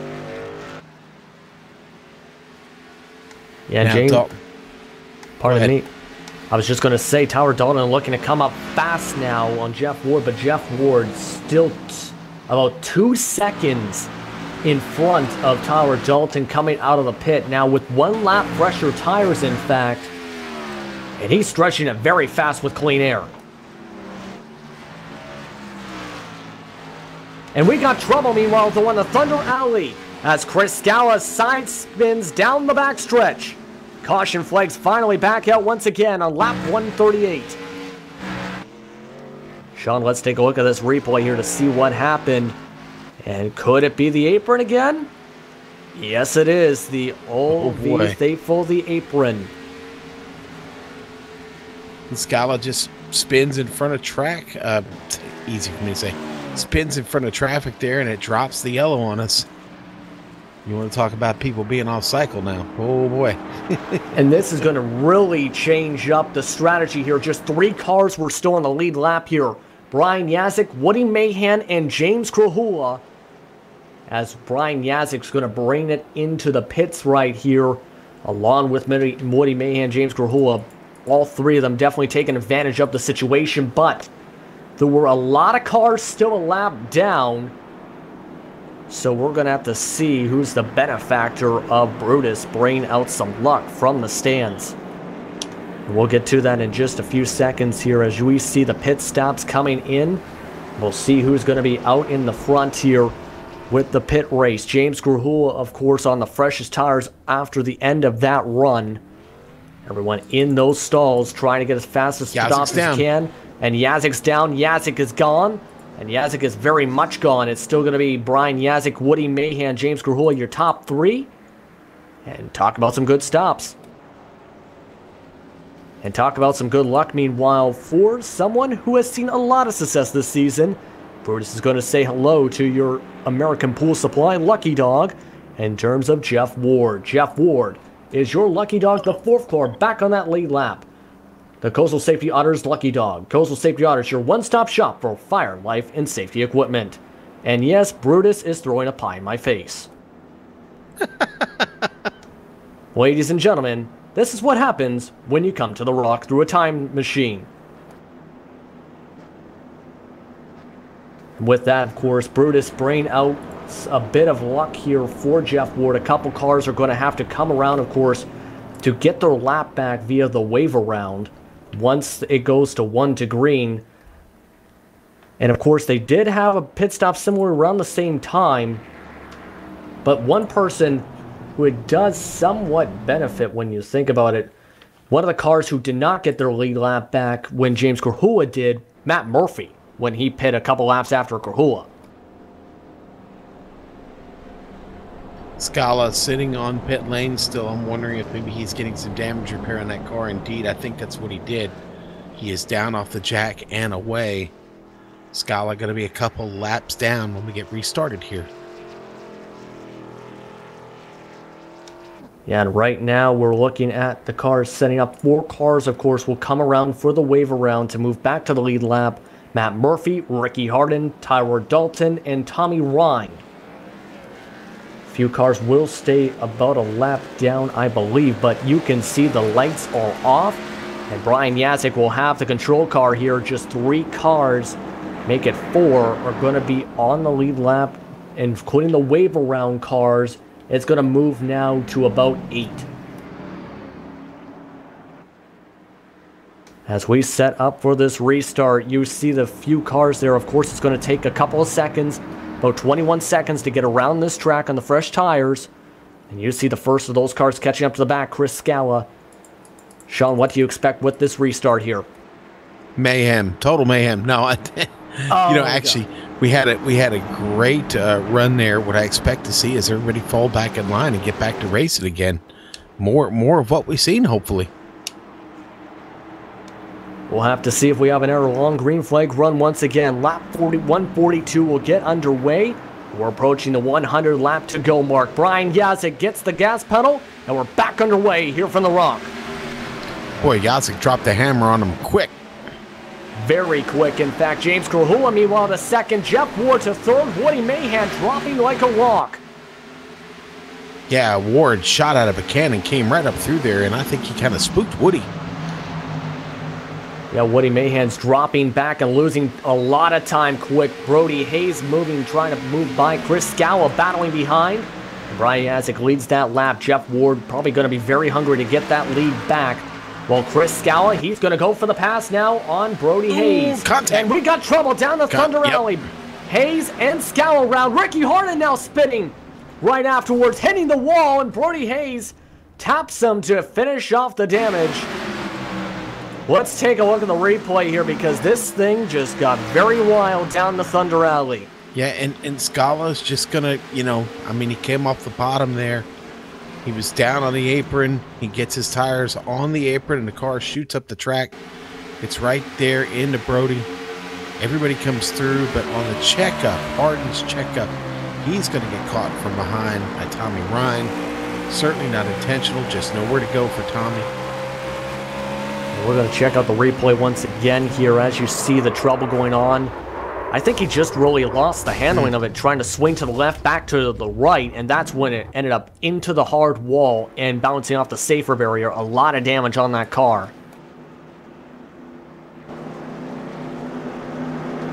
And just like that, everyone getting fresh tires again. You were saying there, Sean. Oh, I lost my train of thought. Scala had just come out of a long pit stop for trouble he had. Now he's picked up more damage on the car. Doesn't look like any of it's been significant enough to end his race, but he is definitely going to have an uphill battle in front of him here. Yeah, he will. Brody Hayes now putting behind the garage area. Yazik winning the pit race meanwhile. And Jeff Ward, I think, just beat James Grahula for second. So talk about getting some luck and getting a good stop from your pit crew. A 0.3 of a second faster stop. And we'll get him back into the first row for the next restart. Someone who did get some luck, meanwhile, for Brutus. And giving me the proper sponsorship here for your Coastal Safety Otters Lucky Dog will be Matt Murphy. Matt Murphy, of course, one of the few cars who did not get a chance for a wave around at the time, as he'll come and get some fresh tires. Brutus going to give him some fresh tires and a lot of love here as he will be moved up here. Coastal Safety Auditors, your one-stop shop for fire, life, and safety equipment. All right. So how are you feeling, Sean, here with this race going on now? Pardon me for cutting you off once again. With this race approaching the 100 to go mark, what do you have going through your head here with this race coming to the closing stretches? You know what? I need a green flag here for a little bit. Get me to that next pit stop. If we're going to have another caution flag before the end, which you really, really hope for is to get like about a 45 to 50 lap run in here, try and split it, gamble, hope that pit stop's going to come out with about 50 to go, and you get one more trip through the pit lane for tires and fuel, and you're good to go. I don't know. We'll see. We've kind of hit a point where cautions are breeding cautions, so we may see a couple more of them here quick. I hope not, because again, the racing overall has been really, really good.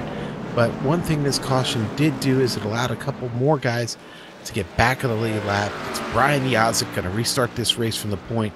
Jeff Ward right alongside him, going to have a great battle here. You got Grahula and Woody Mahan on the next row.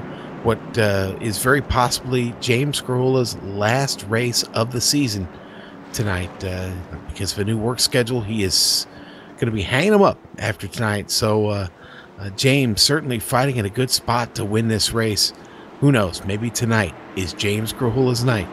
I didn't pick him, but that's okay. If he wins, I'm still happy for him. We were discussing this actually a little bit with James before the race, and one of the main things I asked him was who won last year's race. Of course, when it was the Avocare Cup Series at the time, guess who? James Grahula got a win here at Rockingham last season. He's going to try and get a repeat victory here for sure. Brian Yazik hits the green pedal, and we're back underway here from the rock. Brian Yazik once again getting a huge jump. Jeff Ward on the outside, still too wide for second. James Grahula able to keep the spot. And it's back to single file racing for the most part. Tommy Ryan King falling into sixth. Matt Murphy falls back to seventh. But James Grahula riding up the track through 3 and 4. Jeff Ward gonna want to try and get second place back and fast. Tommy Ryan pulling off a move of Woody Mahan. Oh boy, he does the slide job on him as he gets by. Now Tommy off to work on trying to catch Tyler Dalton. Dalton did not have the best restart. I'm going to be honest. He is losing a little bit of ground right now to Jeff Ward. Ward not able to do anything with that traffic in front of him here in the early stages of this restart, though. Yeah, both cars in front of him, James Grahula and Jeff Ward in second and third. They were in 22 flats. Tyler Dalton last time around was still in the 22.2 range. So he's starting to try and he's going to have to fight hard, I should say, to keep up with this battle here. In fact, he does so, getting a 21.974. Talk about getting that on about 6-7 lap old tires, a fast run like that. As the fighting continues across the field here, Things continue to space out here. Brian Yazik leading here now up to 22 laps led. Of course, Jeff Ward in third, having the most laps led. Tyler Dalton still hungry to move forward, but James Grahula holding on strong shot in second. Yes, he is looking awful good here. James, tell you what, he's been really consistent this evening. He started in third, still finds himself in a podium spot. Oh, Jeff Ward with trouble right behind him. Ward got the apron there, Justin. He got the apron and almost really paid for it. But again, talent takes over and he's able to save the car. Yeah, that's where the talent and racecraft pays off in that kind of situation, where you got to make sure you don't run out of talent, of course, to make sure you hang on to it and finish off this race. As Jeff Ward still in the third spot with that. He lost a little bit of time, but he's already worked its way back off.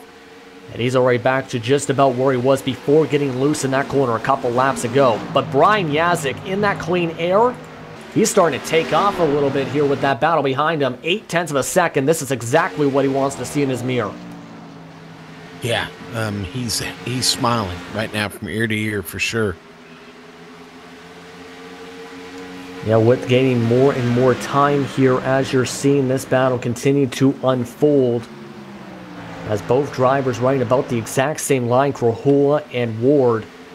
That time Krahula able to get the better exit, but you're seeing they're just about trying to do the match kind of this driving style, where you see a driver try this line, I'm matching the exact line to try and do the exact same thing in exact same speeds as them. Well, listen, the biggest advantage of at this track, okay, and we talked about this a little bit earlier, is the clean air, all right? And if you've got it, then you're awful hard to beat. And right now, Yazik just able to continue to wheel this car around at not a blistering pace, but a pace that's good enough to keep the car in control and roil off consistent laps. And that's where you've got Ward struggling back there behind Krahula. It's coming at a cost. It's coming at a cost for Tommy Ryan, coming at a cost for Tyler Dalton. All these guys are followers right now. And that is a very, very tough condition here at the Rock. And one person who does not want to be a follower, the guy you're on board with right now, Tommy Ryan in fifth spot. He's coming up fast now on Tyler Dalton, trying to find a way to possibly work here. It does take a lot of time here, with this being a 1 mile circuit, to plan out your pass. He's probably thinking, wait for that tiny little mistake, possibly a tiny bit higher line. And you can see there with the runoff there, I think Tommy Ryan's going to battle for that spot in just a couple laps. But look at Jeff Ward in front of them, trying to position that. Meanwhile, one thing to point out, Chris Scala has put in the garage area just 9 cars on track. Yeah, it looks like Chris giving up on the evening there. Struggled a little bit tonight, kept up the good fight there for a while, but now is behind the wall, unfortunately. Speaking of the good fight, take a look at the screen still, because James Krahula and Jeff Ward are starting to get at it. That time, Krahula, a bit of a low line. That's the mistake Ward's been looking for. And Ward's going to dive low. James Krahula rides up the track, and he's going to let everyone go on by. And that's how you fall from second to fifth at the Rock. Boy, Jeff finally able to clear the traffic, get back into some clean air of his own. Things not done back there, though. Looks like Dalton is really under threat from Tommy now. And hold on 1 second. The Thunder Alley has collected another victim. Matt Murphy is around down the back stretch, and he has hit the wall hard. He is smoking. No caution, meanwhile, on track, as he's going to put it to a stop and put up a toe. Let's take a look at this replay. This is going to be yet another victim for your friendly neighborhood apron. Boy, and that car hit awful hard. I'm afraid Matt might be done after that. You see the smoke. It's very heavy. That's going to be a lot of repair. In fact, he does just that. That is a 31-minute repair in that situation with this time left in the race. That is going to be probably by the time you finish those repairs, all the fans will be in the parking lot probably getting ready to leave in their cars. Yeah, that's probably going to be what we call an ender. You know, I didn't expect this much attrition this evening. I know the season's winding down and some of these guys might have mentally checked out, but again, I'd expected, or I didn't expect this much attrition. What we've seen up front has just been a great race, and everything behind it hasn't been, or let's just say everything behind it not so good. But a good battle here between Dalton and Ryan now. This is a couple of teammates going at it. Let's see what Tommy's got for Tyler. And they're both on the same pit strategy as well, of course. They've been syncing up their pit stops as teammates throughout this entire race.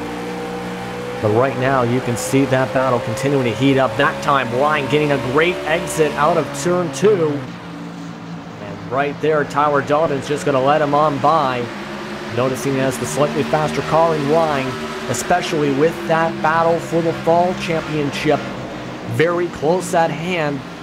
Of course, Ward has a 7-point advantage at the current running of this field right now with less than 80 laps to go. Man, I love what Yazik's doing up front here. Consistently, lap after lap after lap. He's just a couple of hundredths quicker than Ward. Ward was a couple of hundredths quicker that time by, but Yazik's able to maintain about a second to second and a half distance. It's all about the clean air. Yeah, Ward's got some of it, but Yazik's got all of it right now, and Ward just not able to muster enough here over a stretch of laps to really get close. Advantage Yazik, I would say, at this point. Yeah, but here's the thing too, Sean.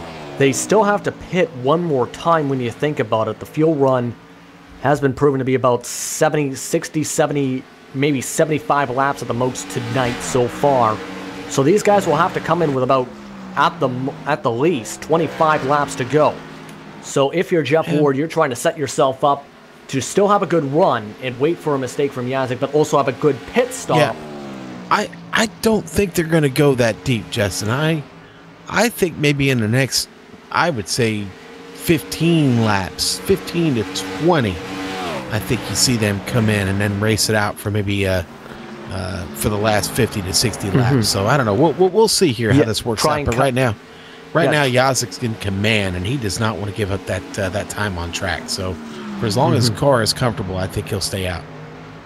You mean by basically cutting the run in half, so to speak, of course, when the green flag was with just less than 100 laps to go with 50 to go, you're good from there. That's it, basically the logic you're trying to explain, correct? Yeah, I think so. I mean, that's what I favor here. And it's probably, when thinking about that, is definitely the smart call. And that's why you're very good at knowing what to expect here at tracks like Rockingham, my partner. Thanks, man. All right, so 6 left on this lead lap. All 6, I say, with all 6 have an outside chance of really winning this race. If Ricky Harden can get a lucky dog, I don't know, car's pretty beat up. It might be tough for old Ricky this evening. It's a shame that Lamar Karting new paint scheme on his Chevrolet is a good one, a great sponsor, and maybe they'll fall just a little bit short tonight. I know Ricky had high hopes, but he's still looking at a top 10 finish. But up front, man, it's still intense and it's still tight, but it's still Brian Yazik at the lead. Now, I will say this. Ward, over the last couple laps, has started to mount a little bit of a charge. He's got it down to just about a second now. Yeah, you're looking at that battle starting to slowly come into picture here as Ward continues to try and handle it around with all the bumps going on, getting to as low as he can, using that yellow line, trying to make sure he doesn't clip that apron. Still about a second back, as you mentioned, but now trying to let off the gas, and by the looks of it, viewing it from the cockpit view with one of our alternative camera views, he's trying to do it where he breaks into turn one, going towards the dive-in to try and dive in it, and then a second time after he lets the car roll for the start of the banking. Right about here, right on your screen, is about the second time where he hits the brake slightly, lets it roll, gets back on the gas.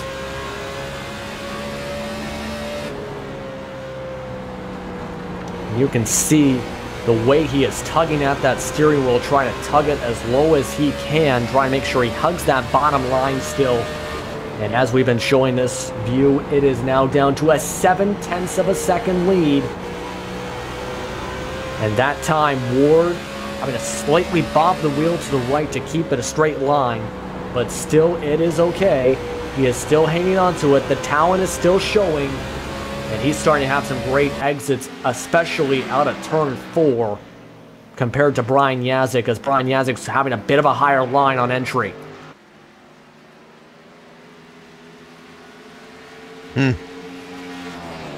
Well, this is about the type of battle I think you'd expect to see between Yazik and Ward.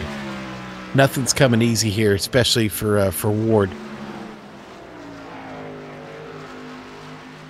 Yeah, he had a bit of a rough race last week at Martinsville. Still finished with the top 10 after being in the spin cycle a couple times in that race. And now he's trying to get back into victory lane. This time by kind of, it's a 0.6 of a second for Brian Yazik, as Yazik continues to lead in that blue oval Ford. The HPP Simulation Ford continue to roll things around. Meanwhile, things have pretty much smoothed out for some of the battles here. Tommy Ryan still in third, with his teammate Tyler Dalton sitting in the 4th spot right now. Both of them are about 2.2 seconds behind of Jeff Ward, meanwhile, on track, while James Krahula rounds out your top 5. And just one other car is left on the lead lap, Woody Mahan, who's 4 seconds back of Krahula, and just entering the Thunder Alley straightaway. The other 2 cars on track, Ricky Harden and Jonathan Lawrence. Just 8 cars on track. You mentioned the attrition rate. It's getting to the point of, I'm actually speechless right now with this too, with how much attrition we've had. This is something you expect maybe Bristol, but... Hey, listen, I said this in the pre-race. This is a very frustrating track. This is a driver's track. If you're not hooked up here, you're banging it off the wall all night. It is not fun getting around here. And speaking about not fun, I don't think Yazik's having a whole lot of it right now, because he looks in his mirror, and every time he does, he sees the eyeballs of Jeff Ward getting a little bit bigger, and they are large like saucers right now, because he is there setting up Yazik for a pass here. That's 61 laps to go there, and they just went across the line. They should probably do this, I expect, for about another 10 laps, and then look to bring it in. Brian Yazik got a little bit loose out of 2 that time, and this battle is starting to get even more and more big. If you're Jeff Ward, I think your eyes are bigger than saucers at this point. They're as big as possibly the moon, maybe even Mars. As you continue to see this battle on your screen, Brian Yazik got awfully close, in fact, to clipping the apron, fighting as much as he can to try and keep this lead.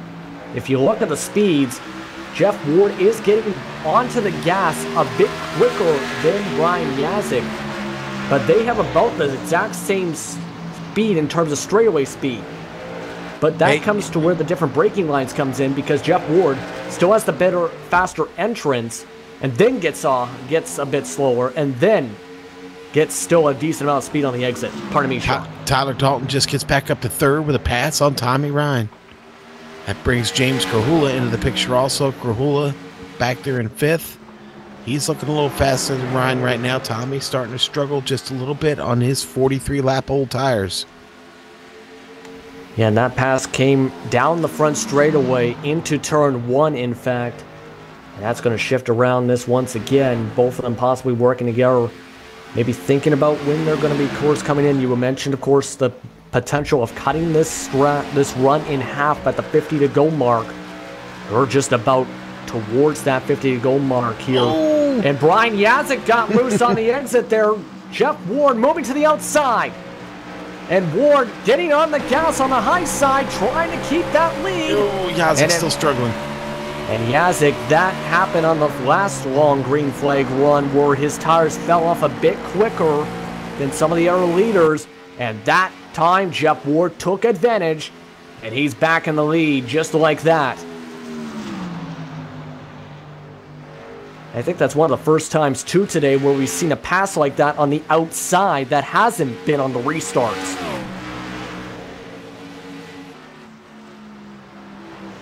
Boy, lots of great racing. Oh, here we go. Woody Mahan coming into the pit.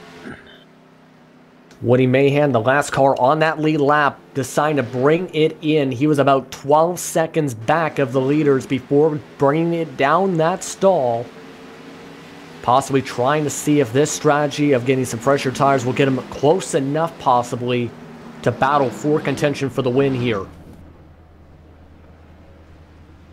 Meanwhile, Jeff Ward has taken off and is going to where his eyes are in terms of size, Mars, as he is now up to 0.6 of a second lead. And he's looking to get ready to possibly try and celebrate a victory for the Rock, but of course, pit stop still in that window as Woody Mahan comes out.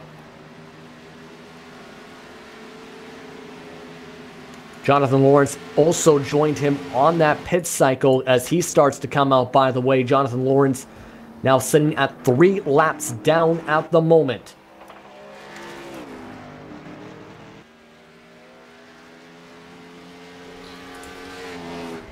Yeah, meanwhile, Sean, here, we were seeing this before. I was trying to get to this point a little bit before. Brian Yazik, it seems he just does not have the same tire management that we've seen from Jeff Ward, that falls off a little bit quicker, we're seeing, than what Jeff Ward has had all night.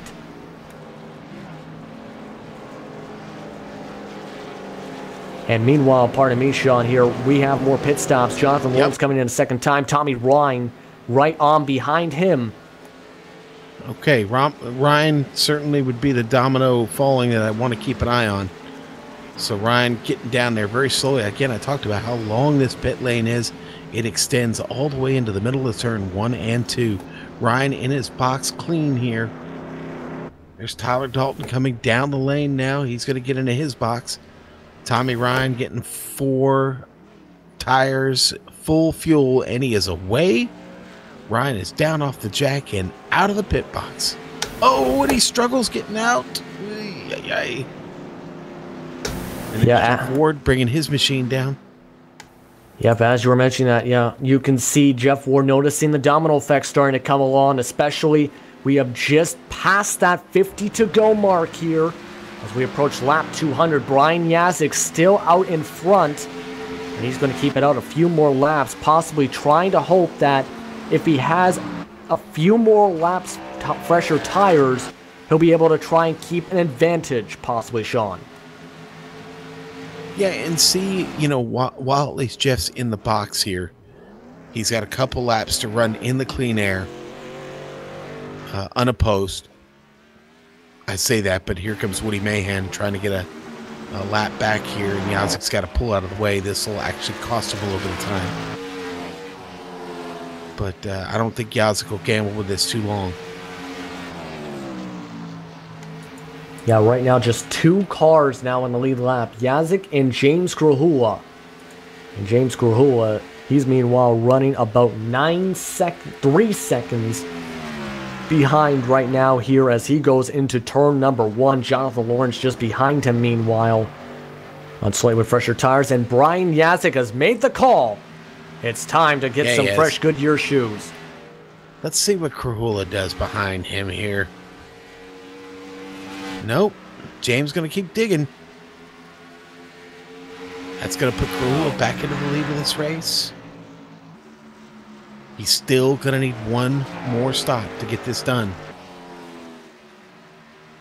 And Jeff Ward, meanwhile, moving back to just 1 lap down with the pit stops there.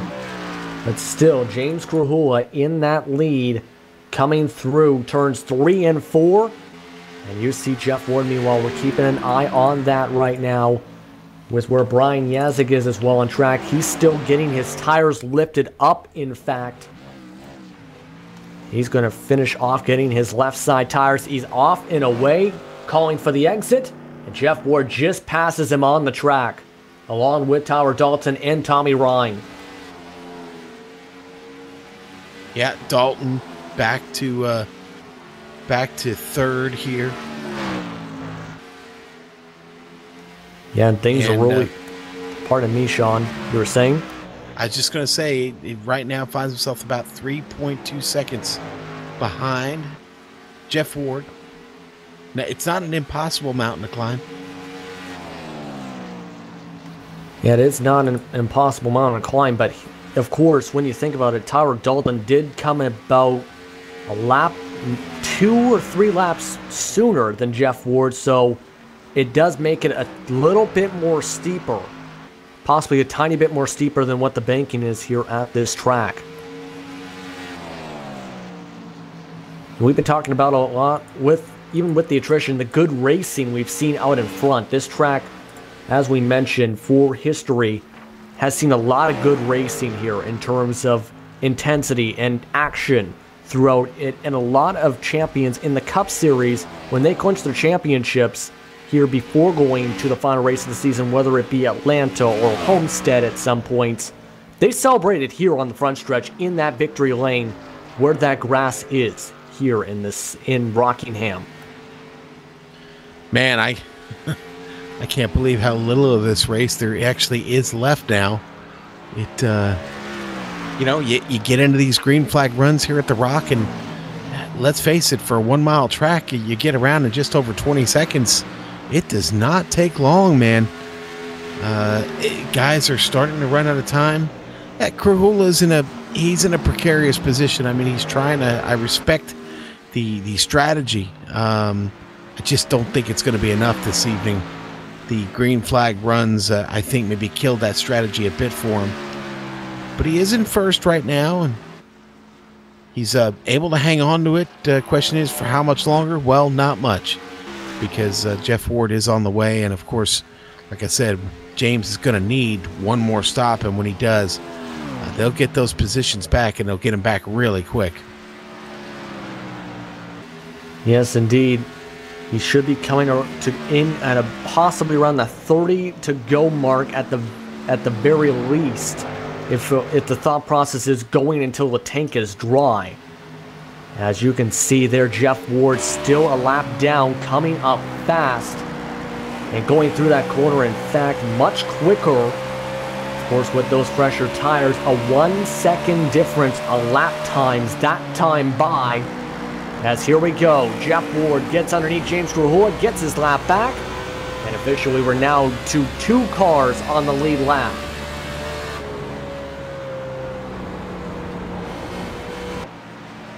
The next car to try and battle for that is going to be coming up quick. It's Tyler Dalton, currently in virtual P number 2, followed by Tommy Ryan and Brian Yazik with fresher tires by about 10 laps to those two. I know Krahula is in the seat, trying to think a way he could finish this race without a pit stop. I could feel it in my bones. The problem is, I think Ward would catch him. Ward's right at about a second faster. He's at, 21 seconds back. I think it's a matter of when, not really if. Boy, yeah. But James giving it the old college try right now. The old college try for sure. And he's going to have to let some other cars go with fresher tires to get the lap back. Tyler Dalton now making the move out of turn number 2. And meanwhile, we got a position battle right on behind them. Brian Yazik able to get by Tommy Ryan for position number 4. And he will immediately start to get on that gas pedal to try and fight to get the lead back. A little too much gas, I believe, a little bit. Almost tapped the exit of turn 4 on the wall. Just like that, those two will now get their lap back. Tyler Dalton still in virtual P2, but Brian Yazik moving up to that virtual P3.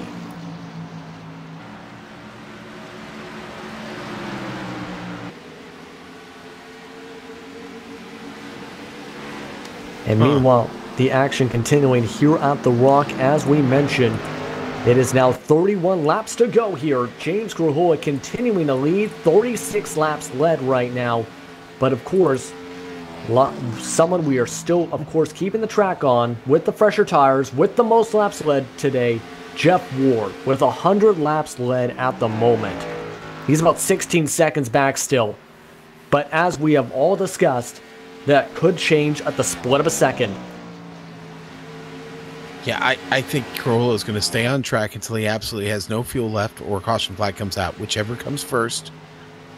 Right now, at this point, it's the only chance he has at victory is, again, in the possibility of a caution flag coming out that'll save this run for him.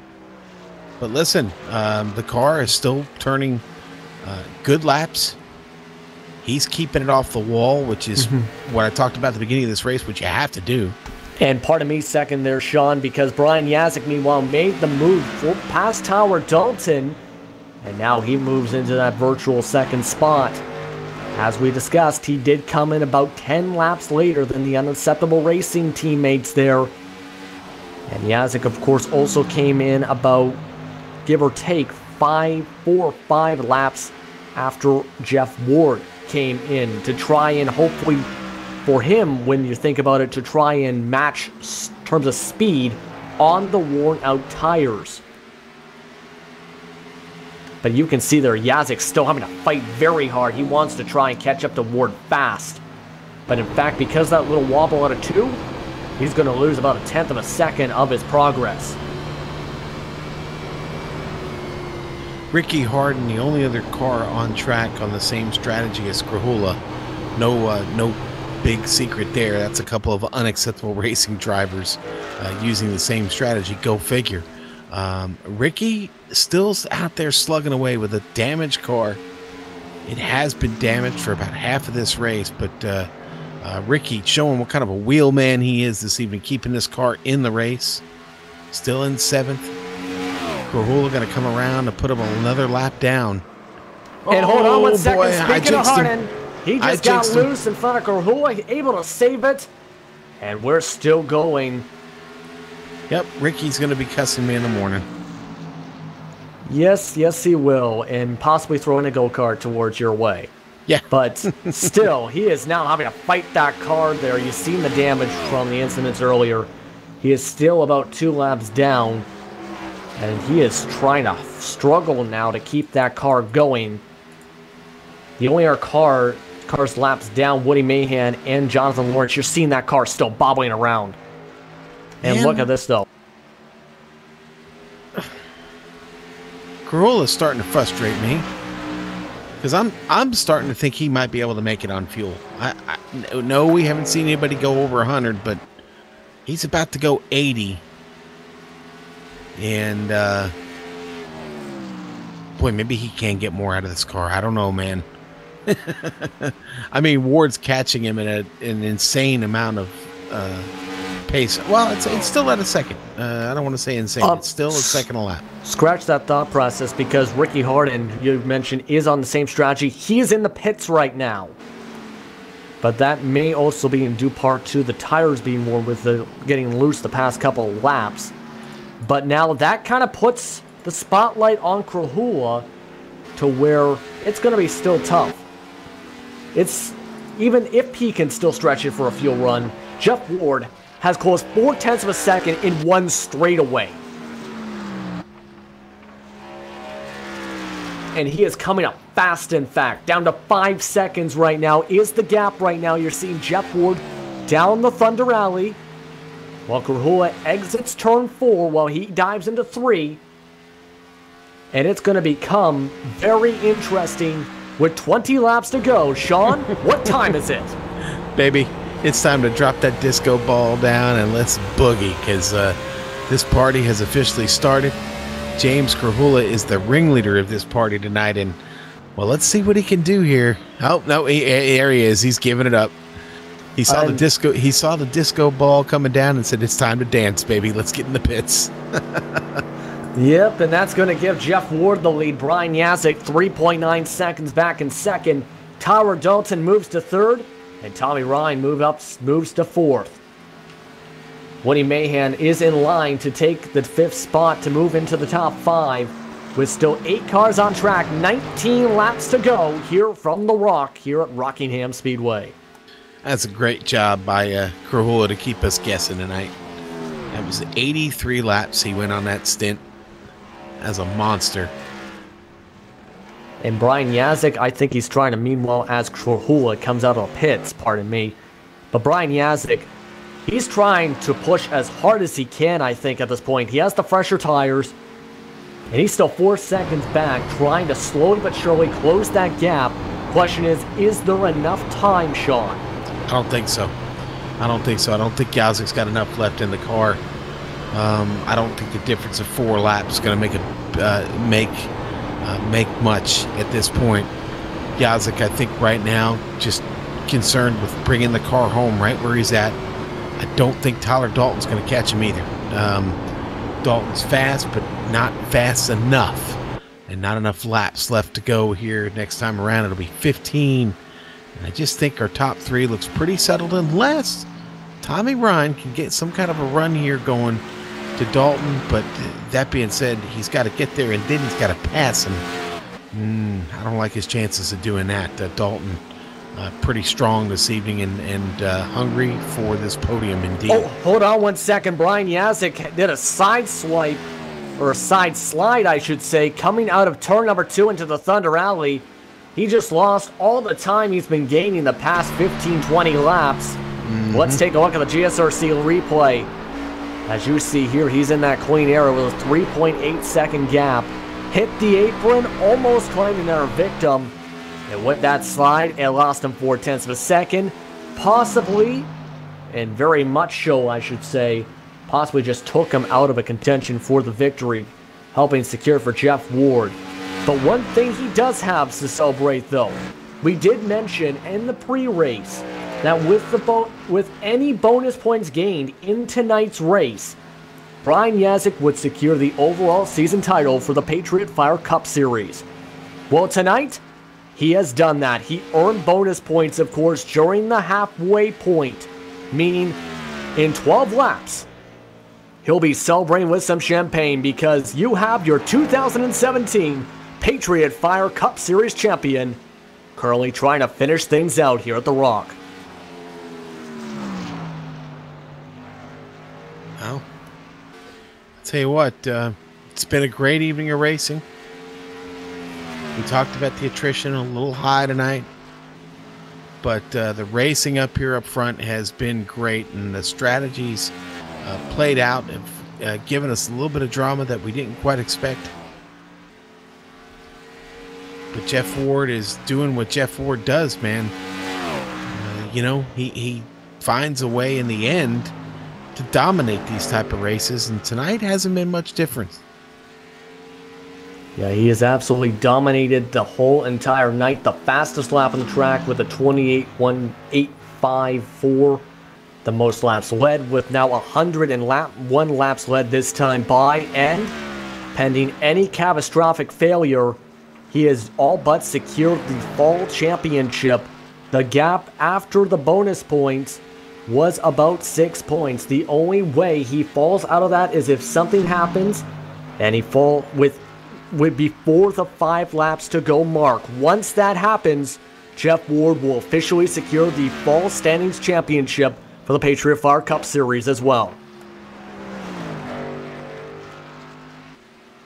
So a few different storylines. Meanwhile, backstretch, this may be a bit of luck. No, Ricky Harden did not bring out the caution, but he did hit the wall, Sean.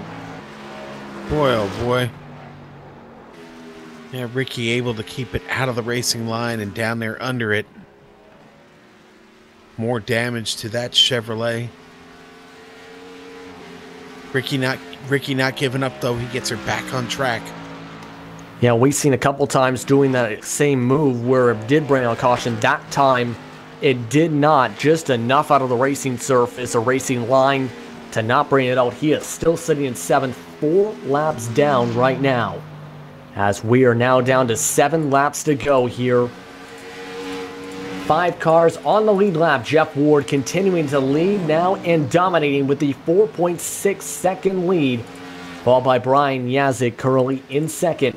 Tyler Dalton sits in 3rd, while Tommy Ryan's fallen off back to 4th.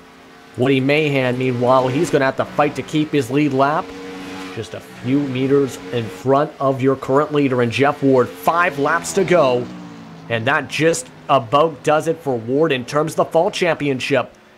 With that, he has just secured the fall championship right over Tommy Ryan. So we have another champion tonight.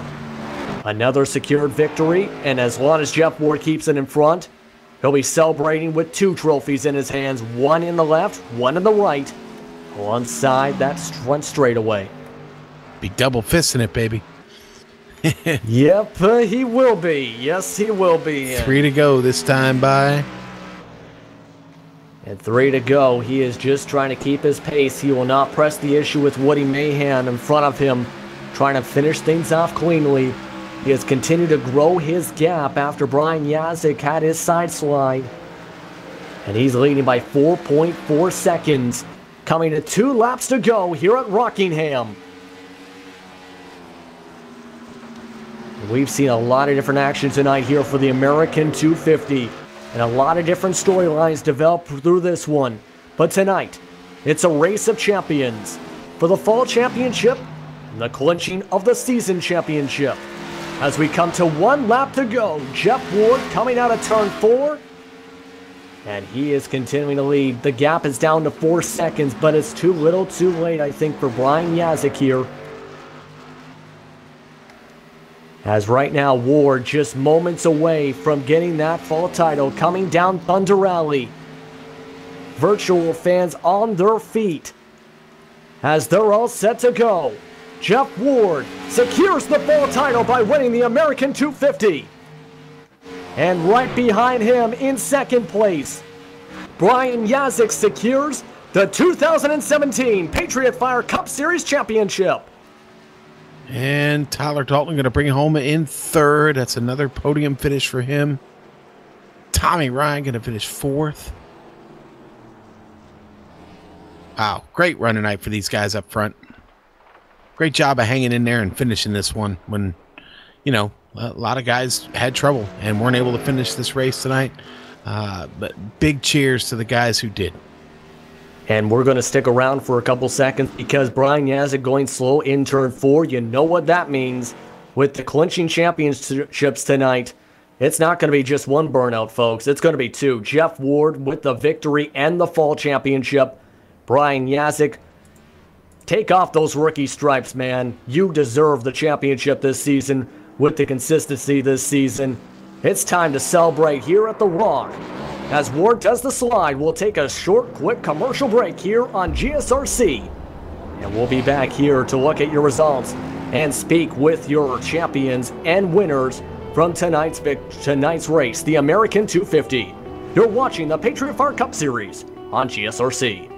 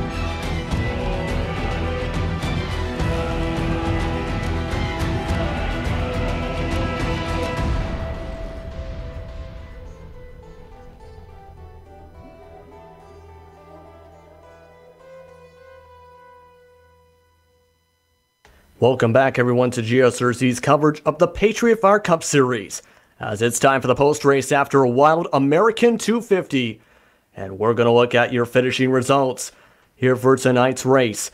Securing the fall championship tonight was Jeff Ward, with another victory to add to his totals so far this season, as he all but dominated that fall segment. Brian Yazik, he secured something else, the season championship. He has his struggles early on in the season, but eventually worked his way with consistency and the victories to work his way to the 2017 Patriot Fire Cup Series Championship. In third place, Tyler Dalton came away 6 seconds back of Jeff Ward, while Tommy Ryan finished in fourth. Rounding out your top 5 tonight was Woody Mahan to round off your lead lap. There was a lot of attrition, as we mentioned, in this race, as just 8 cars finished the checkered flag. The cars that were still lapped down, James Corhula in 6th, Ricky Harden in 7th, and Jonathan Lawrence in 8th. Matt Murphy, 85 laps down, finished off in 9th, and rounding out your top 10 was Chris Scala. All right, I'll take the rest of this field real quick here. Brody Hayes finishes 11th. Andrew Jones off the pine and onto the track there, finishes 12th. Thomas George, 13th. 14th, going to go to Travis McQuistion. 15th, Adam Blattell, hashtag Adam Blattell. Nick Fear the Cohan, 16th.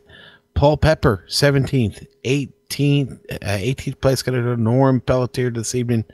And then 19th, our last car. Actually, Troy didn't get started tonight, so Troy Haight actually did not start, but was the end of this 19-car field. How about we get on to presenting the championship here real quick? We think we brought James Grohl in, Justin. Yes, we did. Just to correct you before we bring in Brian Yazik, Troy Haight was involved in that lap 1 crash, but not to take away from this, welcome Brian Yazik to Victory Lane, and welcome to the Hall of Champions. Congratulations. I'll give it to James Corhula to present you with a very special award. James? Brian, this is the first year that we've gone to the full season championship. Throughout the entire year, used all your drop weeks right at the beginning of the season too. So you had to be just pretty much perfect the rest of the year, and dang it, you were very close. At the end of it all, after tonight, you have clinched the 2017 Patriot Fire Cup Series Championship here in the Premier Racing League. I just want to give you congratulations on the season-long championship, my friend. Hey, thank you very much, James. I gotta catch my breath, man. 200, however many laps. Oh, so much going on. It's just awesome. Who would have thought this rookie would have won the championship, right? Yeah, you can officially take off those rookie stripes after Atlanta next week. You still have to. That's going to be awesome to see in a champion driving around with rookie stripes next week at Atlanta. But yes, you get to officially take the rookie stripes off, and you've been racing for a while. It's your first year racing here in the Premier Racing League, and again, very deserving champion. Just can't congratulate you enough. Hey, thank you very much, James. God, it's awesome. I mean, moving on up the ranks too. Grand National champion last year, Cup champion this year. Man, I don't know. You can't put it into perspective sometimes. Like, you just kind of dig away at the season, and our whole, the whole first half of the season. It was just gnarly. Like, we just never really got our feet, got them moving, and tripped over. Yeah, and James is right. Burnt up all of our drop weeks early on. So yeah, I mean, pressure was on to the rest of the season, but this is awesome. I'm a little worn out. It's been a long day, long week, and here we are. In holding the championship down. That's incredible. Justin Prince here from GSRC. Tell us real quick, you mentioned a lot was going through your mind, what your focus is really here. You're now where is it going from here with this championship now? What is your focus now that you have clinched the 2017 championship? I mean, hell, there's still one more race to go win, isn't there? we roll out to Atlanta next week, and we got one more race to win.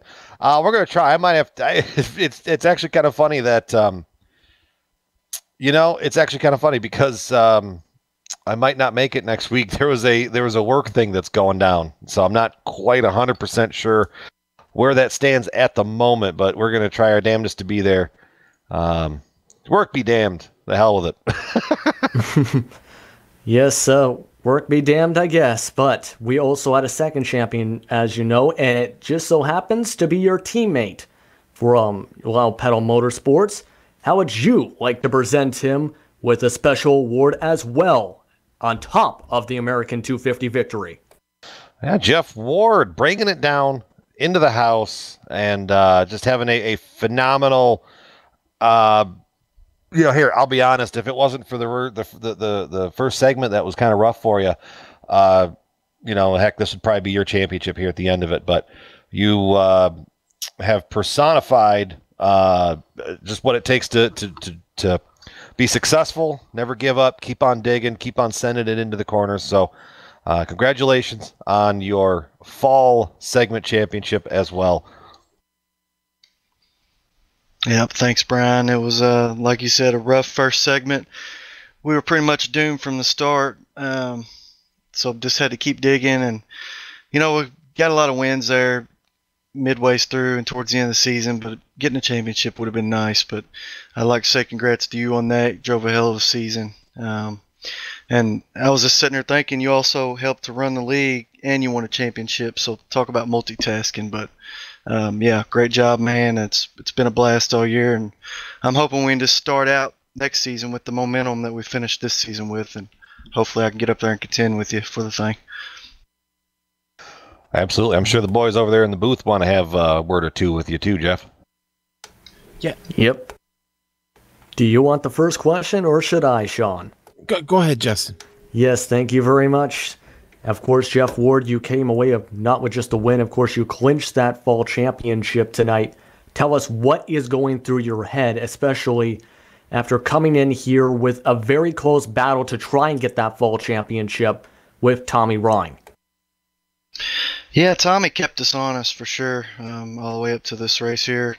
I think he was at one point I looked at the points, it said he was -8, and I was kind of scared, and then I guess it calculated the drop weeks and said we had a 28-point lead. So I knew just had to come in here, man, and try to start up front and get some halfway bonus points, and we could probably clinch the thing. But like I said, Tommy was right there knocking on the door. He's always a hard-charging competitor, especially in points. He's really consistent. So to get the fall segment, that's awesome. That feels not quite like a championship win, but it definitely eases the pain a little bit. When I reflect back on how the beginning of the season kind of sucked for us. So yeah, man, we'll take it. And like I was just telling Brian, that definitely helps the momentum starting out a new year coming up here. Yeah, Yes. and Jeff, man, you know what? There's still a little bit ahead for you going into next week in the overall championship. If I understand correctly, James not going to be there. You still got a chance to pick up one more spot. You went up another one tonight, up to 6th, and 5th is still in your grasp. Yeah, some of that's kind of by default. I know Drew stopped racing. Nick has been absent from a lot of races, so we kind of stole a couple of little spots. But yeah, after the first 4 or 5 races, I think we were, towards the very back of the field. We were 25th or 27th in points, and really had to dig just to get in the top 10. So yeah, man, I'm tickled to death. We had definitely had the speed I was looking for towards the second half of the season, and hopefully that didn't go away. I know they talk about the golden horseshoes, and we definitely had it there for a little bit, so hopefully it doesn't go away. Yes, so we hope that does not go away. But now, with this victory, what's your main focus? Come away with another victory to try and add to your season, leading 10 victories? Or what else is the strategy coming in, trying to focus on getting as good of a race? What is your thoughts? or what is your plan, I should say, for this last race? Well, it's really no pressure this time. You know, we clinched the fall segment, so just go out there and have fun with the guys and with my teammates. And this is a rare case where we can just go out there and kind of relax and maybe even have a beer before we go out there or something and take some stress off and have fun. So I'm looking forward to that. Atlanta's kind of fun because sometimes that high line comes in 1 and 2 in these cup cars. So I'm looking forward to really rubbing some fenders and just going out there and having fun. Thank you very much for the time, Jeff. You take some rest. Thank you for your time. All right. Thanks, guys. And that was Jeff Ward coming away with the fall championship and your winner of the American 250. We do have one more person to speak with, the guy who finished in third, Tyler Dalton. Sean? Ty, congratulations. Another podium finish for you, buddy, at a really, really tough track. Man, what a race. It was a grinder. Yeah, that was definitely a grinder of a race. I can tell you my right wrist is not very comfortable right now, but that was a really fun one. Yeah, it was. And, it was all about consistency for you, buddy. You were awful consistent throughout the run. You seem to be pretty good on the long run. Talk about how difficult it was keeping that car under you the more laps you put on her. Well, the funny thing is actually I felt like I did better when the car was a little bit looser, and it seems like about the 3/4 way mark of the race, the track started to tighten up a little bit. I think that hurt a little bit of my speed, but overall, I never really had any big moments as far as getting loose. It felt pretty comfortable. I think I was pretty much maybe second, third fastest. It's hard to say whether or not I was faster than Brian or not. He got lucky sort of with the caution that came out during the pit strategy and got a bunch of track position that let him get out to a pretty big lead and just sort of never could make up that 3 seconds that he was able to put on the being out in the lead. Any regrets this season? Not at all. I've had a blast this season. There's maybe a few races I would maybe like to have tried to do things differently, but hindsight's 2020. I like this race here. I did all I could. I raced Ward as hard as I could. I even passed him. Not many people can say that they've done that, past Jeff Ward for the lead, but yeah, I knew I had something for him on the short run, but on the long run, he was just that much better. It was pretty much like a carbon copy from Sunday. Tyler, you competed in 33 races this season, and well, that's with the drop weeks, but you've had 22 top 10 finishes, and that's gone a long way because, listen, you haven't picked up a victory, and I just have a feeling one is still coming. You still got a chance. You got one more opportunity at a victory here, but you've gone through this whole season. You've posted all those top 10 finishes. You've been consistent week in and week out, and that is what's got you here fourth in the championship right now. I'd say overall it's been a heck of a season for you. Is the only goal left for next week to just get a win? Well, get a win and catching Ricky in the championship for third's not out of the question. I think I'm like 12 points behind him, so that's still possible if he has a bad day. Obviously, he's my teammate. I don't hope he has a bad day, but if it happens, it happens. But yeah, it's been a great season, and I've really got to thank Todd Kirkwood. He came on early in the season to help me out with some sponsorship with Kirkwood Transportation, and I don't know what to say about Unacceptable Racing. They took me in with open arms at the beginning of the season, and I can say I made a bunch of new best friends this year. Well, man, congratulations. We can't wait to see you next week. I'll see you there. Thank you. All right, and our thanks to our man Tyler Dalton there. We'll catch up with him next week. Justin, take us home. Yes, we have one more race, of course, to go on this schedule before we cap off what has been an impressive season, to say the least. Come see us again, of course, next week for the Premier Racing League for the Patriot Fire Cup Series on Thursday night, November the 16th at 9 p.m. Eastern. when this series comes to the Atlanta Motor Speedway for the final race of the 2017 season. It's the Patriot Fire 300. Be sure to buckle up because that is going to be your season capper for this one. We would like to thank the drivers and the organizers for the Premier Racing League for coming here tonight, for putting in a tremendous show. Thanks to the companies that provide your software and hardware as well. For our broadcast is listed on your screen right this moment. Additional thanks comes to Eric Elcombe and Case Lalonde, who provide our wonderful music. And to see the screen I should say, for how to get a hold of more of their great work. I'd like to say to the thanks for the rest of this great team, Sean, Amjad, Dougie, and everyone else helping along the way, including James Gruhula and Brian Yazik with tonight's award presentations. Now, if you'd like to find out more about the GSRC, including our upcoming races, you can find it at globalsimracingchannel.com, or you can check out our social media on Twitter at GSR Channel or Facebook at Global Sim Racing Channel. We also have your upcoming races for other series listed on the screen right in front of you. So check those out and mark them down on your calendar. Because until next time, it's to race clean, race hard, and we'll see you on the track.